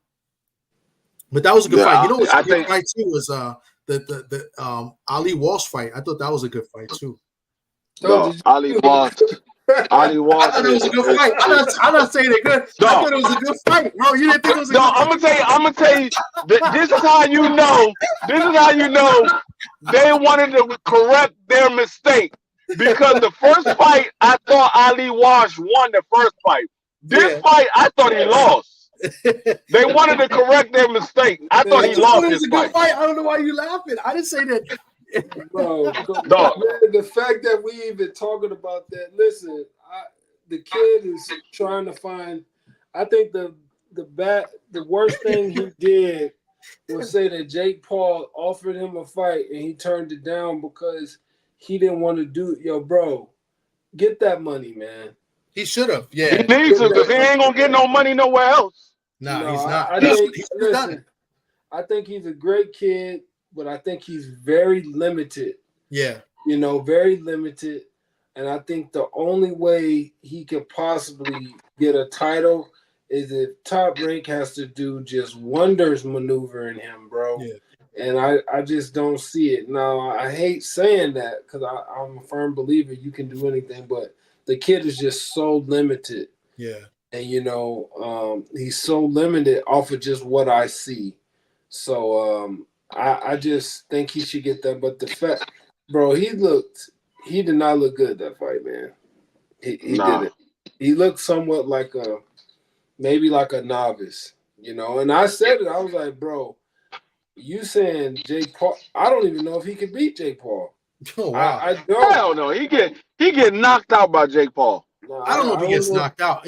Ali Walsh, I don't think he has any power. I think he's got a little bit. I mean, his skill set is limited. I just think one of his limited issues is he don't have the power. No, he get in there with Jake Paul. This will be the first fight that I actually say Jake Paul is going to knock somebody out. Jake Paul would knock him out. A legit boxer too, right?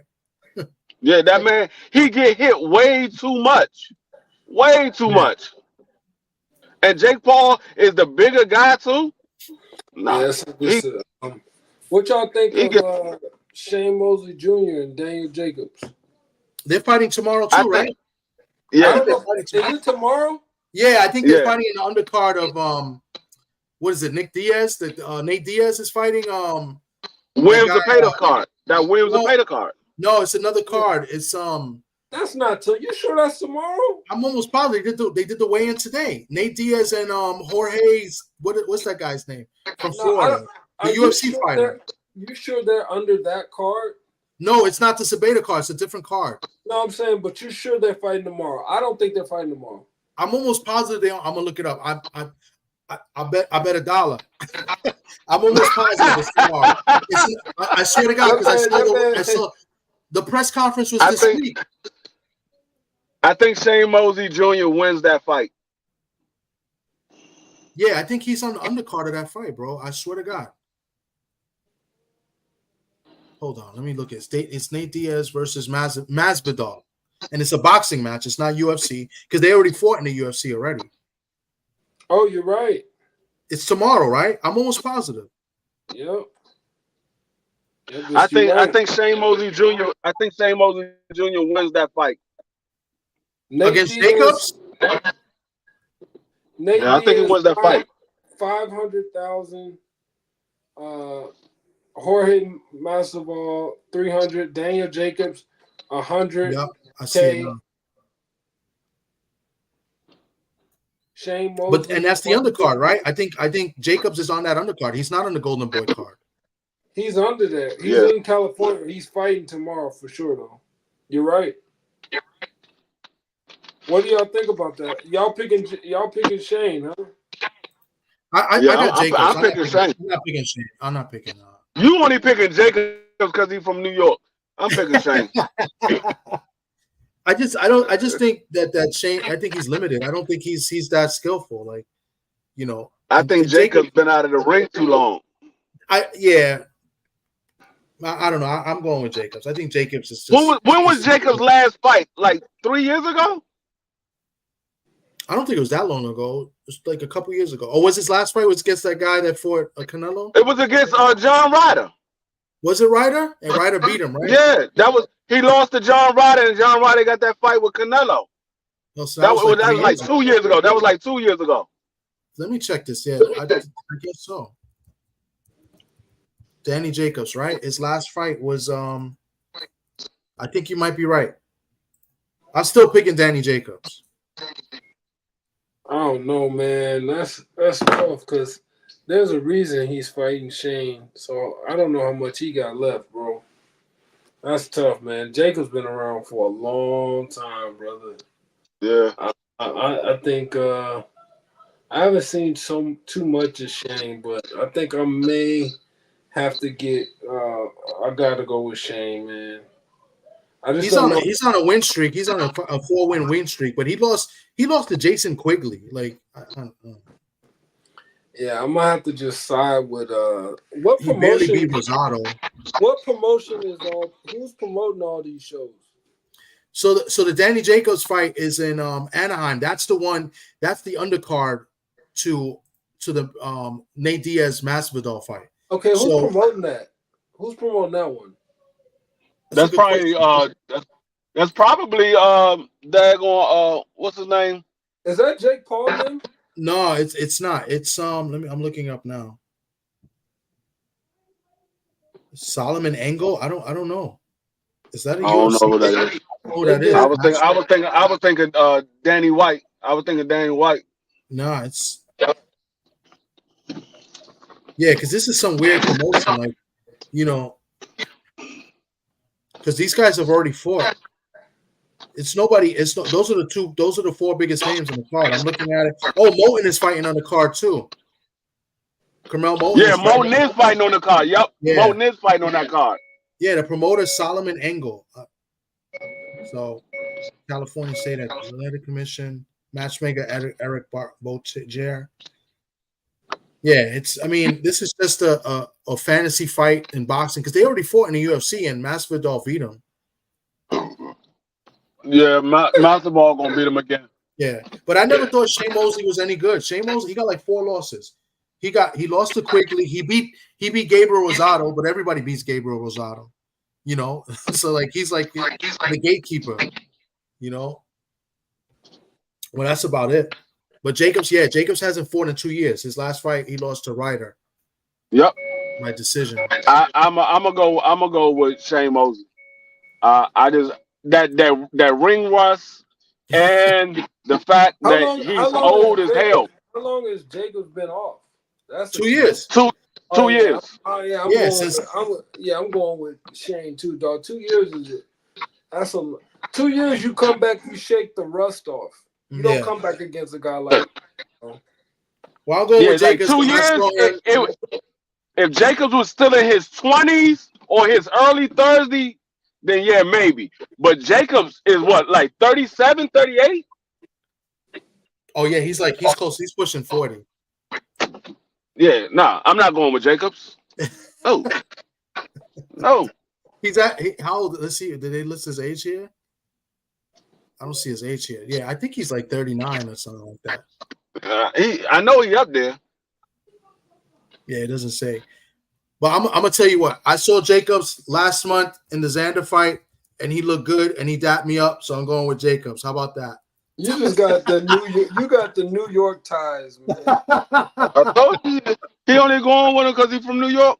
I bet you he ain't betting no money on Jacobs. Nope, not at all. He's 37. He's 37 years old. He's 37. I knew he was like 37, 38. That's why I was like, no. I don't think I don't know. Jacobs could still crack. I think Jacobs is gonna win. He's never really been a big puncher. He's a solid puncher. Nah, I don't think so. I fought him. He's not that big of a puncher. No. Mm-mm.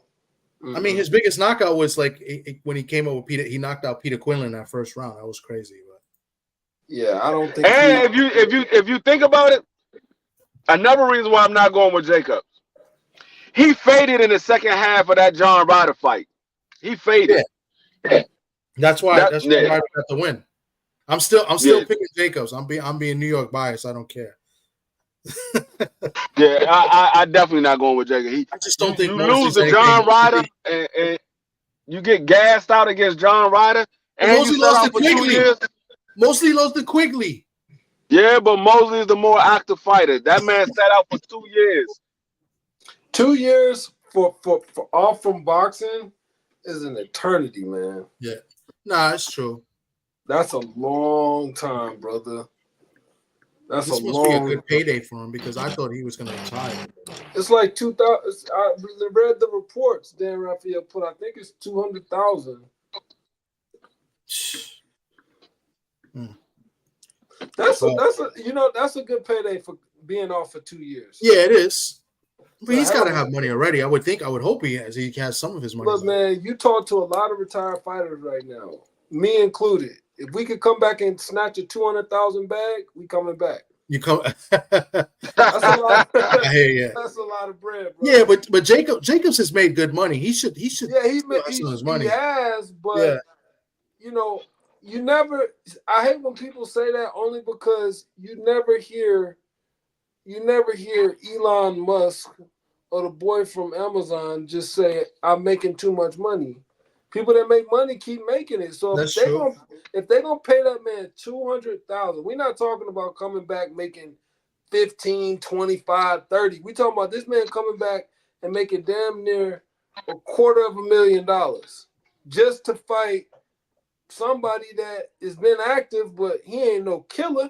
He's not a puncher, no. No, he's coming back, so to come back and snag a 200,000 bag after being off for 2 years, that's a great fucking look. Yeah. I get it. I mean, he looked pretty good when I saw him. He had a nice expensive suit on, so but maybe this is like a comeback fight. Maybe he's gonna try to, compete again. I wonder who's training. I wonder if it's Andre Rozier is training him still. No, they fell out. Yeah, but they back together. They're cool again. They cool again. Yeah, they cool again. They're back together. They were together. They were together at the Haney fight. They were together, and they were together in. Okay. Yeah. So that's why I said I wonder who's working with them because they definitely cool again. So they squashed whatever problem they had. But that was over money. That was over the Canelo fight, I think. I know. Yeah, it was because he didn't want to pay he didn't want to pay him the percentage of what he made. He wanted to give him a flat fee. That was the beef. But I think he ended up paying him. You know. But yeah, I don't really have anything else. I guess Socrates not coming on. He fronted. He's a jerk. Well, last time I checked, they was in extra innings. Yeah, but they won, and he already texted me talking trash because he's a Red Sox fan. He was already talking trash to me. He sent me a voice message and everything. He was literally singing New York, New York, but saying, you know, F the Yankees and F that. Like he's an idiot. He sent me a voice message. Did Boston end up coming back, or did the Yankees win? No, they came back. I'm telling you, Sock is a Red Sox fan. He was talking shit. Yeah, he was talking shit. Let me see if I got the audio here. Sock talks mad trash. Red Sox won 5-3 in 10 innings. Yeah, he's an asshole. Let me see. I'm gonna play something. Yeah, but he didn't respond. He's a look. He's.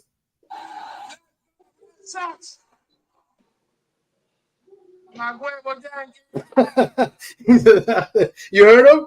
Yeah, I heard him. He said, yeah, he's an asshole. So yeah, he was talking shit. He sent me video and everything. Yeah, because I was supposed to go to the game, but I went to the game. I went to 4 games this year, and they lost. The Yankees lost all 4, and I was like, I can't do this. So I think I'm the jinx.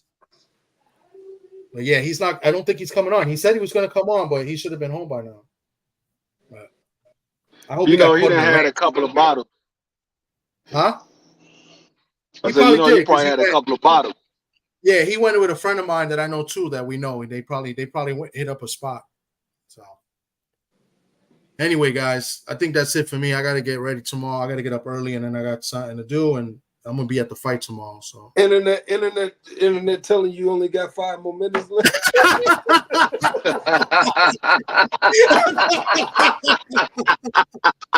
Actually, I got 6.5.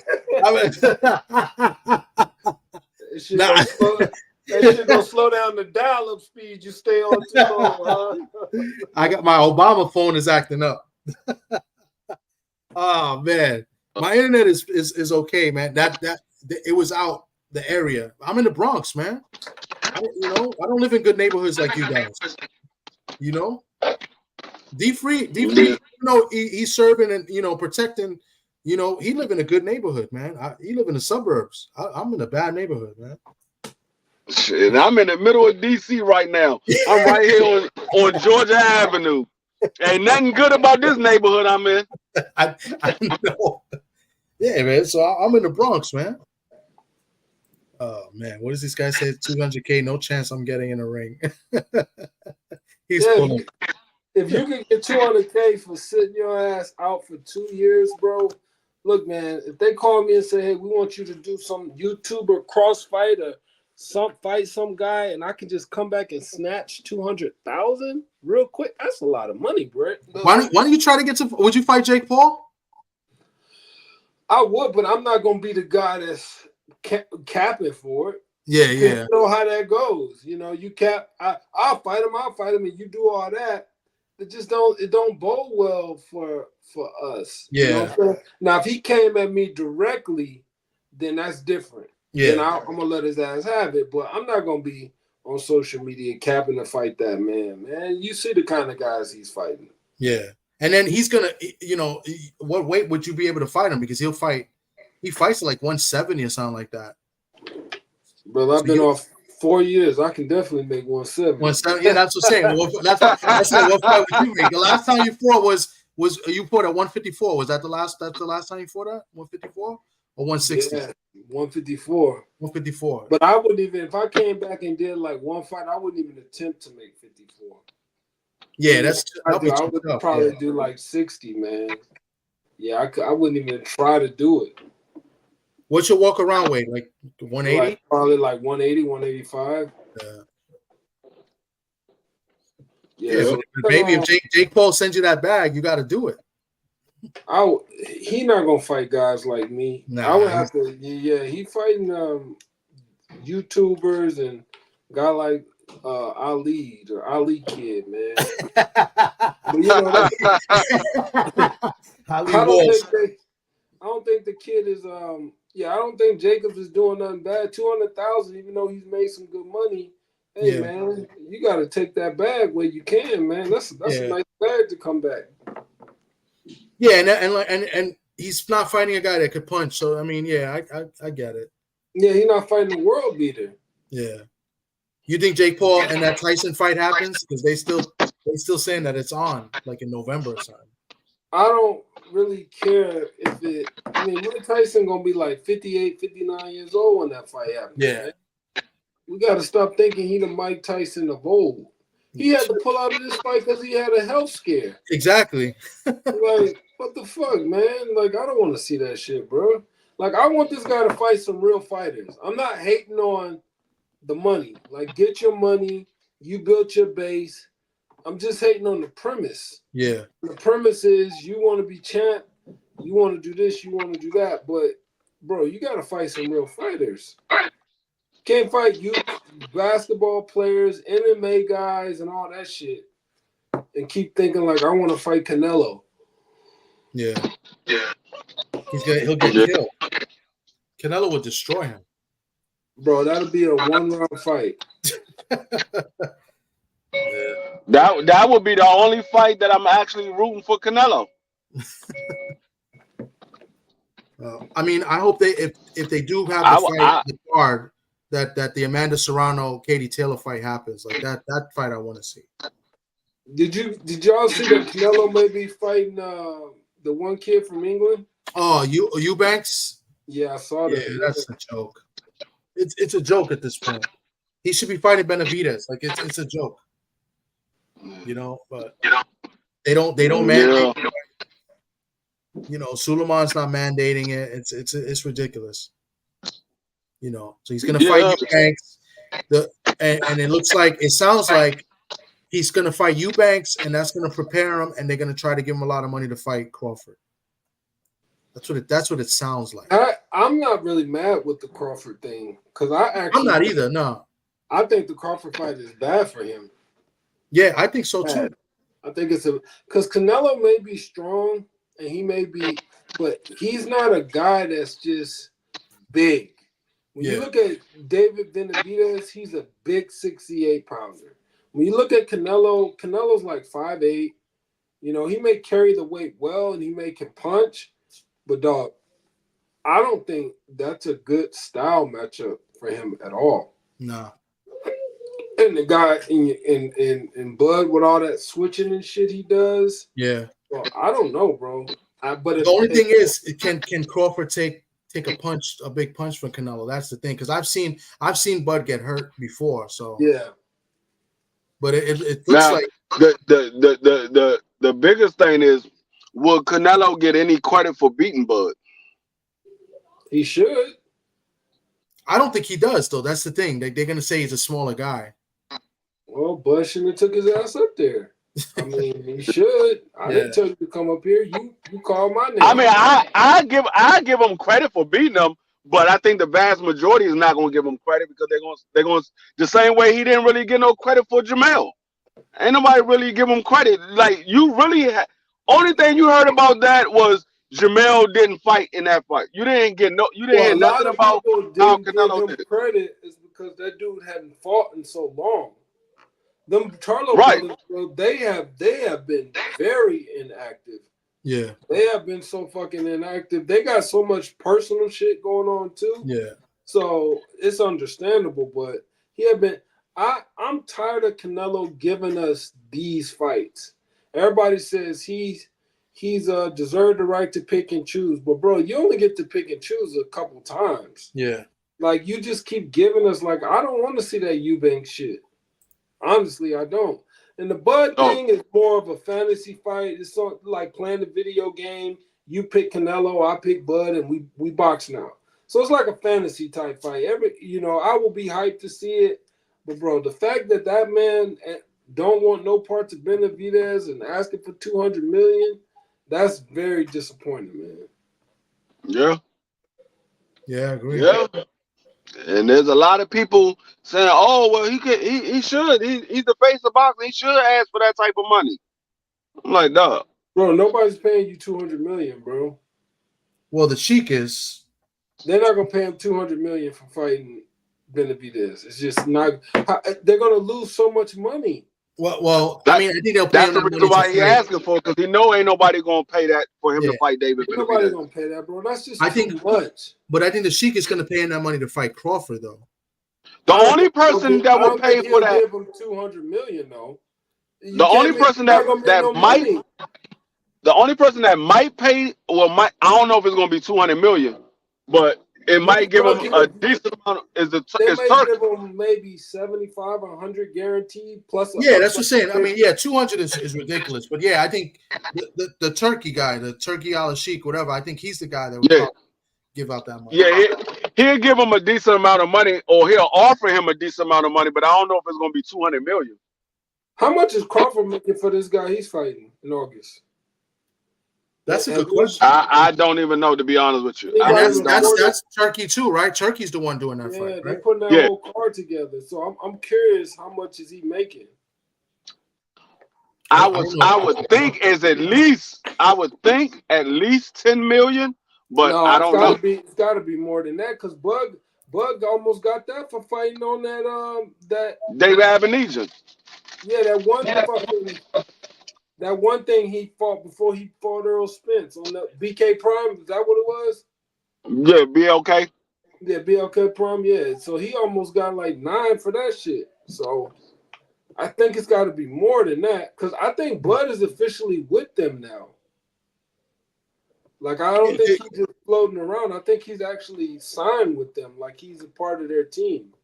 Because this guy's got all this money, and he's only interested in making big-ass fights. So, this is... I didn't know that... Yeah, I didn't know that they were promoting fighters like that. I thought they were just doing, like, cards. Nah, man, they're doing cards, but I think Bud is a part of their, like, promotion thing now.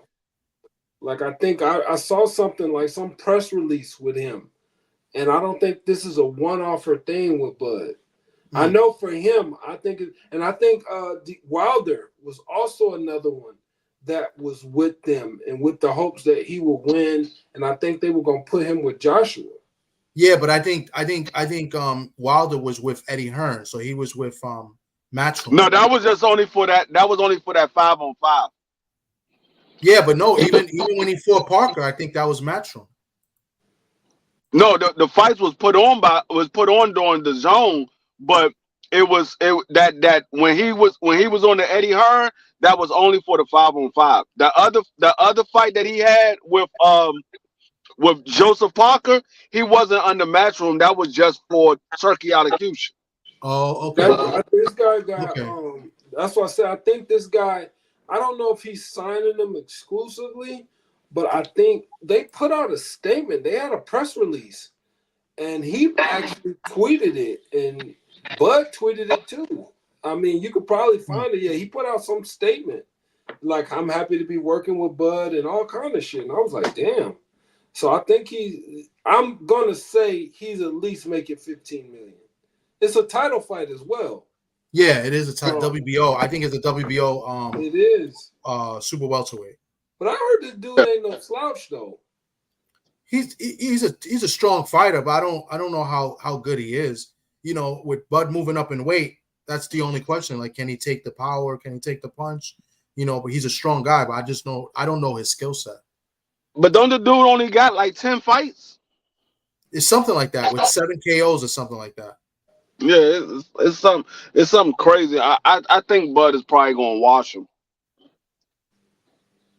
Yeah, I mean, he's supposed to on paper.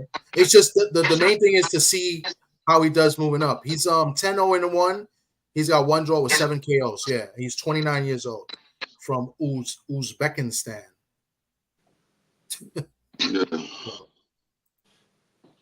I never heard of him before. I just looked him up when I heard that Bud was fighting him. Yeah, he says that Madrimov is a baby Triple G. That's saying a lot, right? That's saying that he's somewhat good because Triple G was a good fighter. Yeah, Triple G was devastating at once. Yeah, he was. Triple G was a monster early in his career, and then I think the money got to him. I told you his internet was gonna go out. No, I'm still here, man. I'm gonna charge it. You guys ain't shit. You guys still hear me nice and clear. I don't want to hear shit. I gotta put it to charge. That's the first step. We get the icon, and then after that, the shit.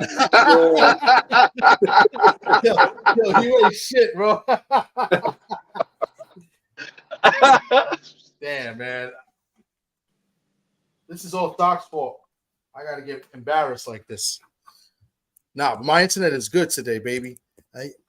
Trust me, you hear me nice and clear. No stuttering or nothing. G5 didn't say nothing for the last 30 minutes, but he's here laughing. Yo, you see how y'all embarrassing me? Yo says that's how they initially marketed Majimov. I never seen the guy fight, so I don't know for sure. But maybe he is. You know, we'll see. Yeah, I've never heard of him before. Yeah. I mean, some people say he's good. He's a tough opponent. But I mean, there's a couple of people that seen him fight. They said he's a tough opponent. But I mean, you only could grade that with the level of opponents that he fought. Yeah, which was nobody. He hasn't fought anybody that I've seen. That's what I'm saying. I don't know. I mean, I'm almost certain Bud's ring IQ was better than his. His boxing ability is better than his. I don't know about the power because I don't know if Bud power going to translate to 54. I don't know. So, Bud has stopped like his last 6 to 8 opponents though, haven't he? It was like 10. Everybody he's fought at welterweight, he's stopped. Yeah, it's like last 10 opponents. Yeah, everybody. Yeah, the last guy he didn't stop, I think, was Postal because he didn't stop Postal. That was at 40. Postal? Yeah, that was at 140. I think that's the last guy he fought that he didn't knock out. I'm almost positive on that. I'll bet $1. I'm almost positive. No, you. I believe you're right because right after he fought Postal, he fought what's your face for the undisputed. What's this guy? What is it? I can't even think of his name right now. Something is some weird name. Yeah, I can't. The African dude. Not Ngannou. Shit. The African dude. That's all I know. I just can't think of his name right now. Ndongo. I said Ndongo. Yeah. I think right after he fought Posty, he fought Ndongo. And then he moved up. And then he fought home. Yeah, that's right. What's up, Frontline? Frontline always make fun of me. He says I'm Dominican, but he knows I'm Puerto Rican. Yeah, and Ndongo he fought, and then he fought. Then he moved up and he fought Horn. Yep. So, and then he's never obviously he's undefeated, but he's never. Nobody's went the distance with him. The closest guy that went the distance was Benavidez Jr. because he got stopped in the 11th or the 12th round. I think it was the 12th round. 12, yeah. And Benavidez he gave him a good fight. Yeah, he did. Yeah, well, he was hopping on one leg, but he gave him a good fight.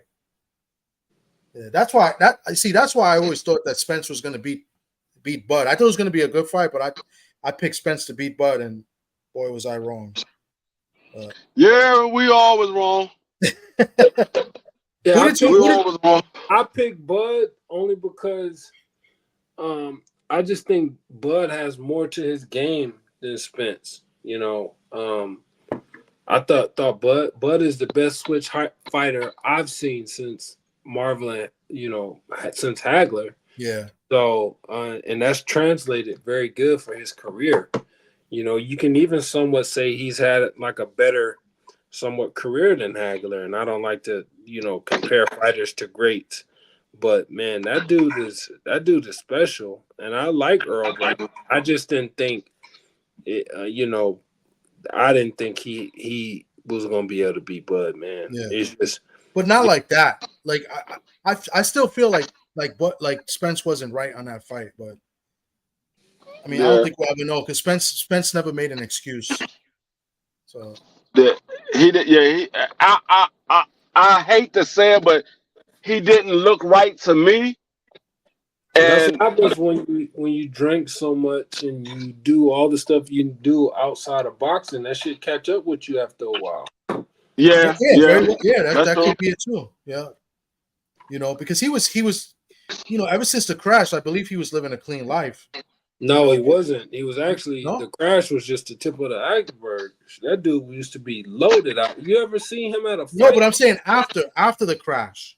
Oh, I don't think so because some shit happened after the crash. I don't think the crash. Yeah. I think the crash was the tip of the iceberg, and I think some shit happened after the crash. Well, nothing bad, but like maybe he got popped for something.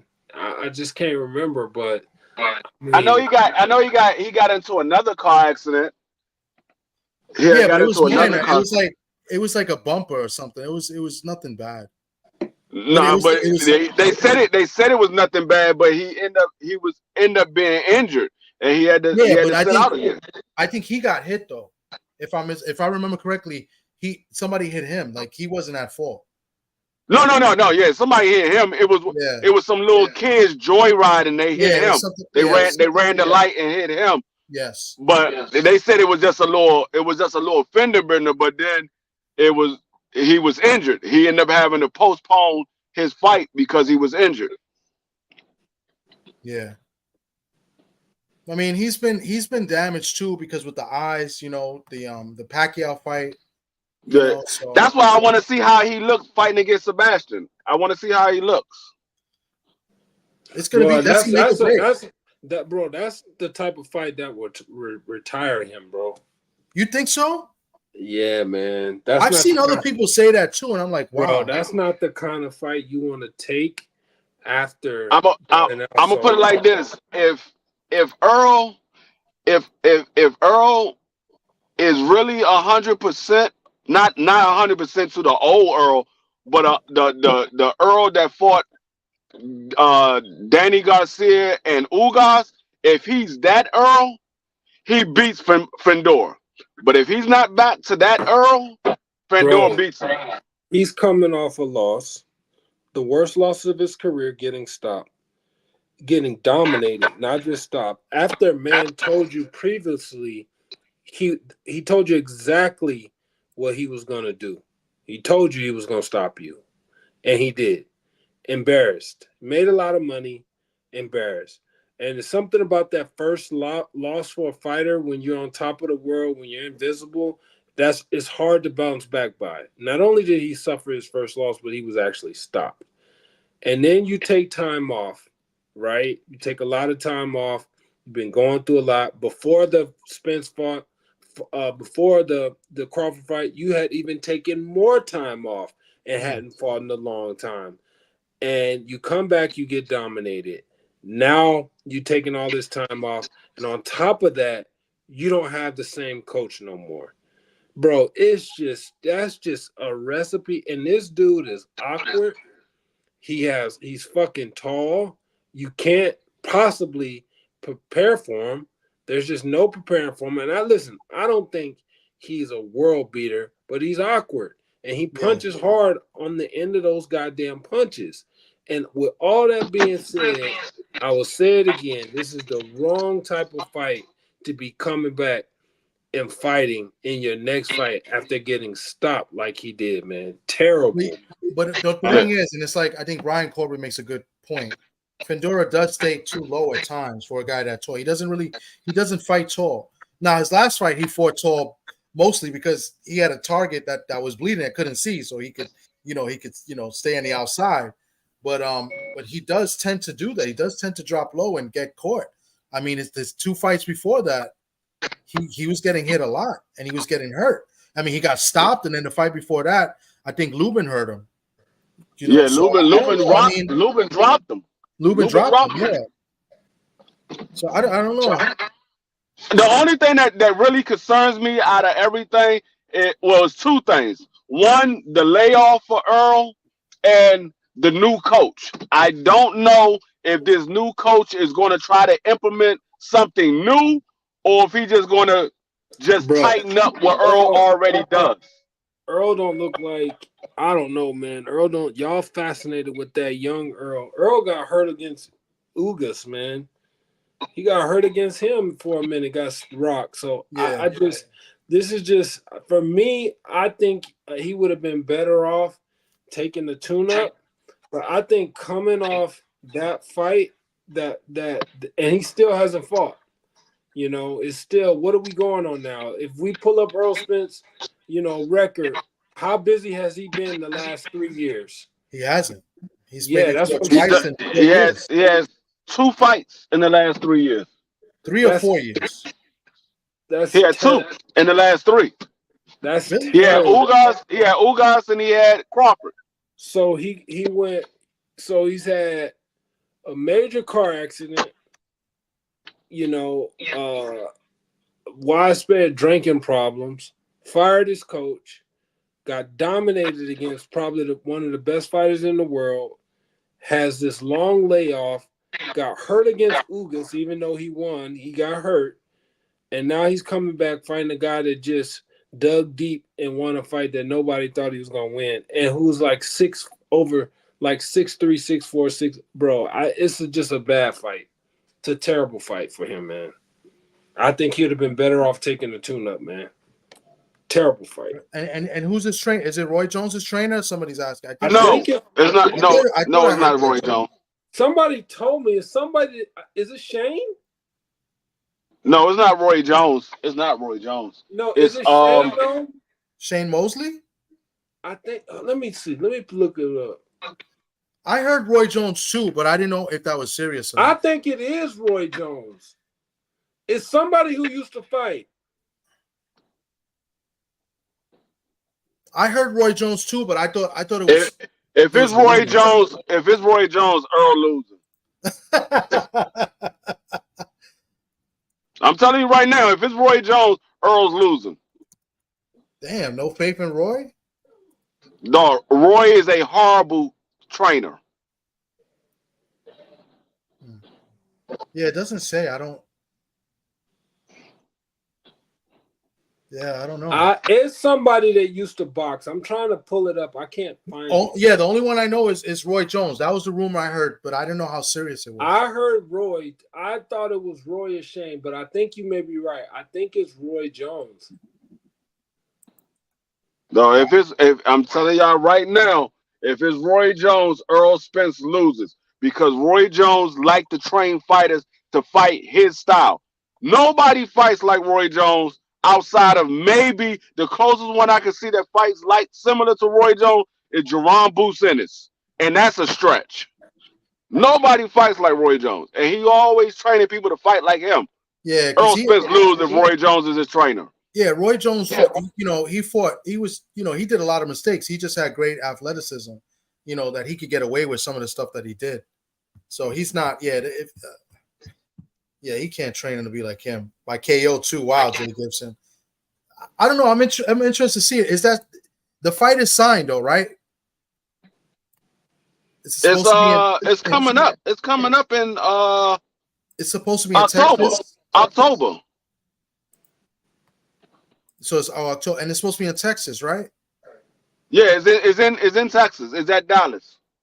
See, they don't have it on the box right yet. So they don't have it listed. So I don't know. Because they haven't announced it yet. But it's supposed to be October. Yeah, they haven't announced it, but they both agreed to the fight in Texas. And they said it's supposed to be in October. They just haven't announced it. That was the same thing like with the Frank Martin and Tank Davis. We all knew that they was fighting, but they haven't announced it, so they didn't show it on BoxRec until they actually announced it. All I know is I want Errol Spence to win and win big, so I could just talk shit to Rick Glasser, because Glasser, it keeps roasting Spence and how he's done and his career's over. So that's one of the other reasons why I want Errol Spence to win. Well, I'm gonna tell you right now, Roy Jones is his trainer. Errol Spence is not winning. We'll see. I mean, let's see if the fight gets announced, because I did hear the rumor, but all it is rumors. Nothing has been really set in stone. And I heard it was supposed to be in Texas also. Yeah, it's gonna be at Jerry's World. They're just waiting for the announcement. And I hate when they do this, because I want to go to the fight, but if they don't announce it until a month before the fight, I ain't gonna be able to go. Oh, yeah. I wanna make my reservations and everything now. That way it's still cheap. If you wait till a month before the fight, man, them joints gonna be sky high. Hey, Ishe, have you been to any of the fights recently? Any fights out in Vegas? I haven't, man, in a minute. Yeah. Okay. Yeah, there's no fight. I mean, there's nothing happening coming up, I don't think. Well, no, it's in California. The Bud fight's in California, I think. Yeah, I don't see. Yeah, there's nothing coming up in Vegas. Hopefully, I don't get put to sleep tomorrow. Hopefully, hopefully I don't get put to sleep. Let me see. I'm looking at the schedule here. Next week is. I heard that they're supposed to be giving out pillows at the fight when the first 100 people. The first 100 people get a foam memory pillow. Janabek's fighting next week. The middleweight. He's fighting in Vegas. He's fighting at Palms Casino Resort. That shit. I think he's fighting somebody good though, right? He's fighting Andre Mikhailovic. So two of the weirdest names fighting each other. Nope. Roy Jones can't train Ben Whittaker neither. Who else? Let me see who else. The Jack Catterall. Oh, what's that? Co-op Wembley. Yeah, nothing's happening and nothing I see here in Vegas. Oh well. All right, guys. The fight for Bud Crawford, where that's at? In Cali? It's in California somewhere. Yes, I know for sure. Yeah. In Cali. It's not LA. It's somewhere else, but it's not. No, it's not in LA. I'll tell you right now. It might be in the Bay. No, I don't think they would take another fight. No, it's not. It's in LA. It's at BMO Stadium. Okay. Yeah, it's in Los Angeles. Is the undercard is Ortiz still fighting on that? Ortiz is, but Ortiz is not fighting on that card. Okay. Isaac Cruz is fighting, and Andy Cruz, and Jared Anderson. Jared Anderson's fighting on that card. No, they pulled Ortiz out because something happened with Tim Tszyu, and they said Ortiz supposed to headline his own card. Okay, yeah, it's like David Morrell's in the card. Andy Ruiz is fighting Jarrell Miller. Andy Ruiz hasn't fought in a minute. So yeah, that's another one that had like a 2-year layoff. I think his last fight was what? Was it Chris Arreola or was it it was Ortiz. Oh yeah, Ortiz, Luis Ortiz. Yeah, and that was like 2 years ago. 2 years ago, September. So Jared Anderson's fighting Martin Bacoli. It's a good step-up fight. Andy Cruz is fighting. Isaac Cruz is fighting Valenzuela. I think that'll be competitive. And then David Morrell's fighting this guy. I don't know, Radvul Kalajic. I can't pronounce his name. He's fighting the dude that likes to go to sleep. Cause that's what he's gonna end up doing. He's gonna go to sleep. He's got knocked out before. Oh no, Butterbeef. No, Butterbeef knocked him out, but he's gonna go to sleep against David Morrell. Butterbeef knocked out everybody. Huh? Butterbeef knocked out everybody. All his fights have been. Yeah, he's got a perfect record right now. Yeah. I gotta get Ice Scully on to talk about him and Bivol because that's coming up. It got postponed. No, he gonna knock Bivol out. He is. Yeah, Bivol's getting older and he keeps getting injuries. So I don't know. That man looked like the dude from which one was it? Bivol against who is it? What's the other guy name again? What coming up? Yeah, Bivol. Butterbeef. Archer Beterbiev. Yeah, that motherfucker looked like the guy from Superman. Oh, Beterbiev? Yeah. Like which? Like in the first one, right? The bad guy sound like I don't know. There was 3 bad guys. He does. He does. Does look like that motherfucker. That's the first Superman. Yeah. Yep, he look just like them motherfuckers, man. Yep. Fucking a beast. Thanks for coming through. Hey, why not? I appreciate you for coming through. Yeah. But anyway, I'm gonna bounce. My internet's about to go off this time. How about that? All right, man. All right. All right, fellas. It was good. A pleasure, man. Y'all stay up. Be safe. All right. No problem. Ishe. Thank you. All right. No problem, man. All right, bro. Peace. D-Free. Oh, D-Free bounce. All right, guys. I appreciate you guys coming through. I was gonna say goodbye to D-Free, but he bounced. I'll talk to you guys over the weekend. Maybe we'll do a recap Sunday. I'll be on the radio Sunday with Pedro Fernandez and Ring Talk Worldwide. And then maybe I'll do a quick live and recap the fights from tomorrow night. We'll see if I get any content at the fight itself. We'll see what happens. So with that being said, hope you guys have a good night and enjoy your weekend. Be safe.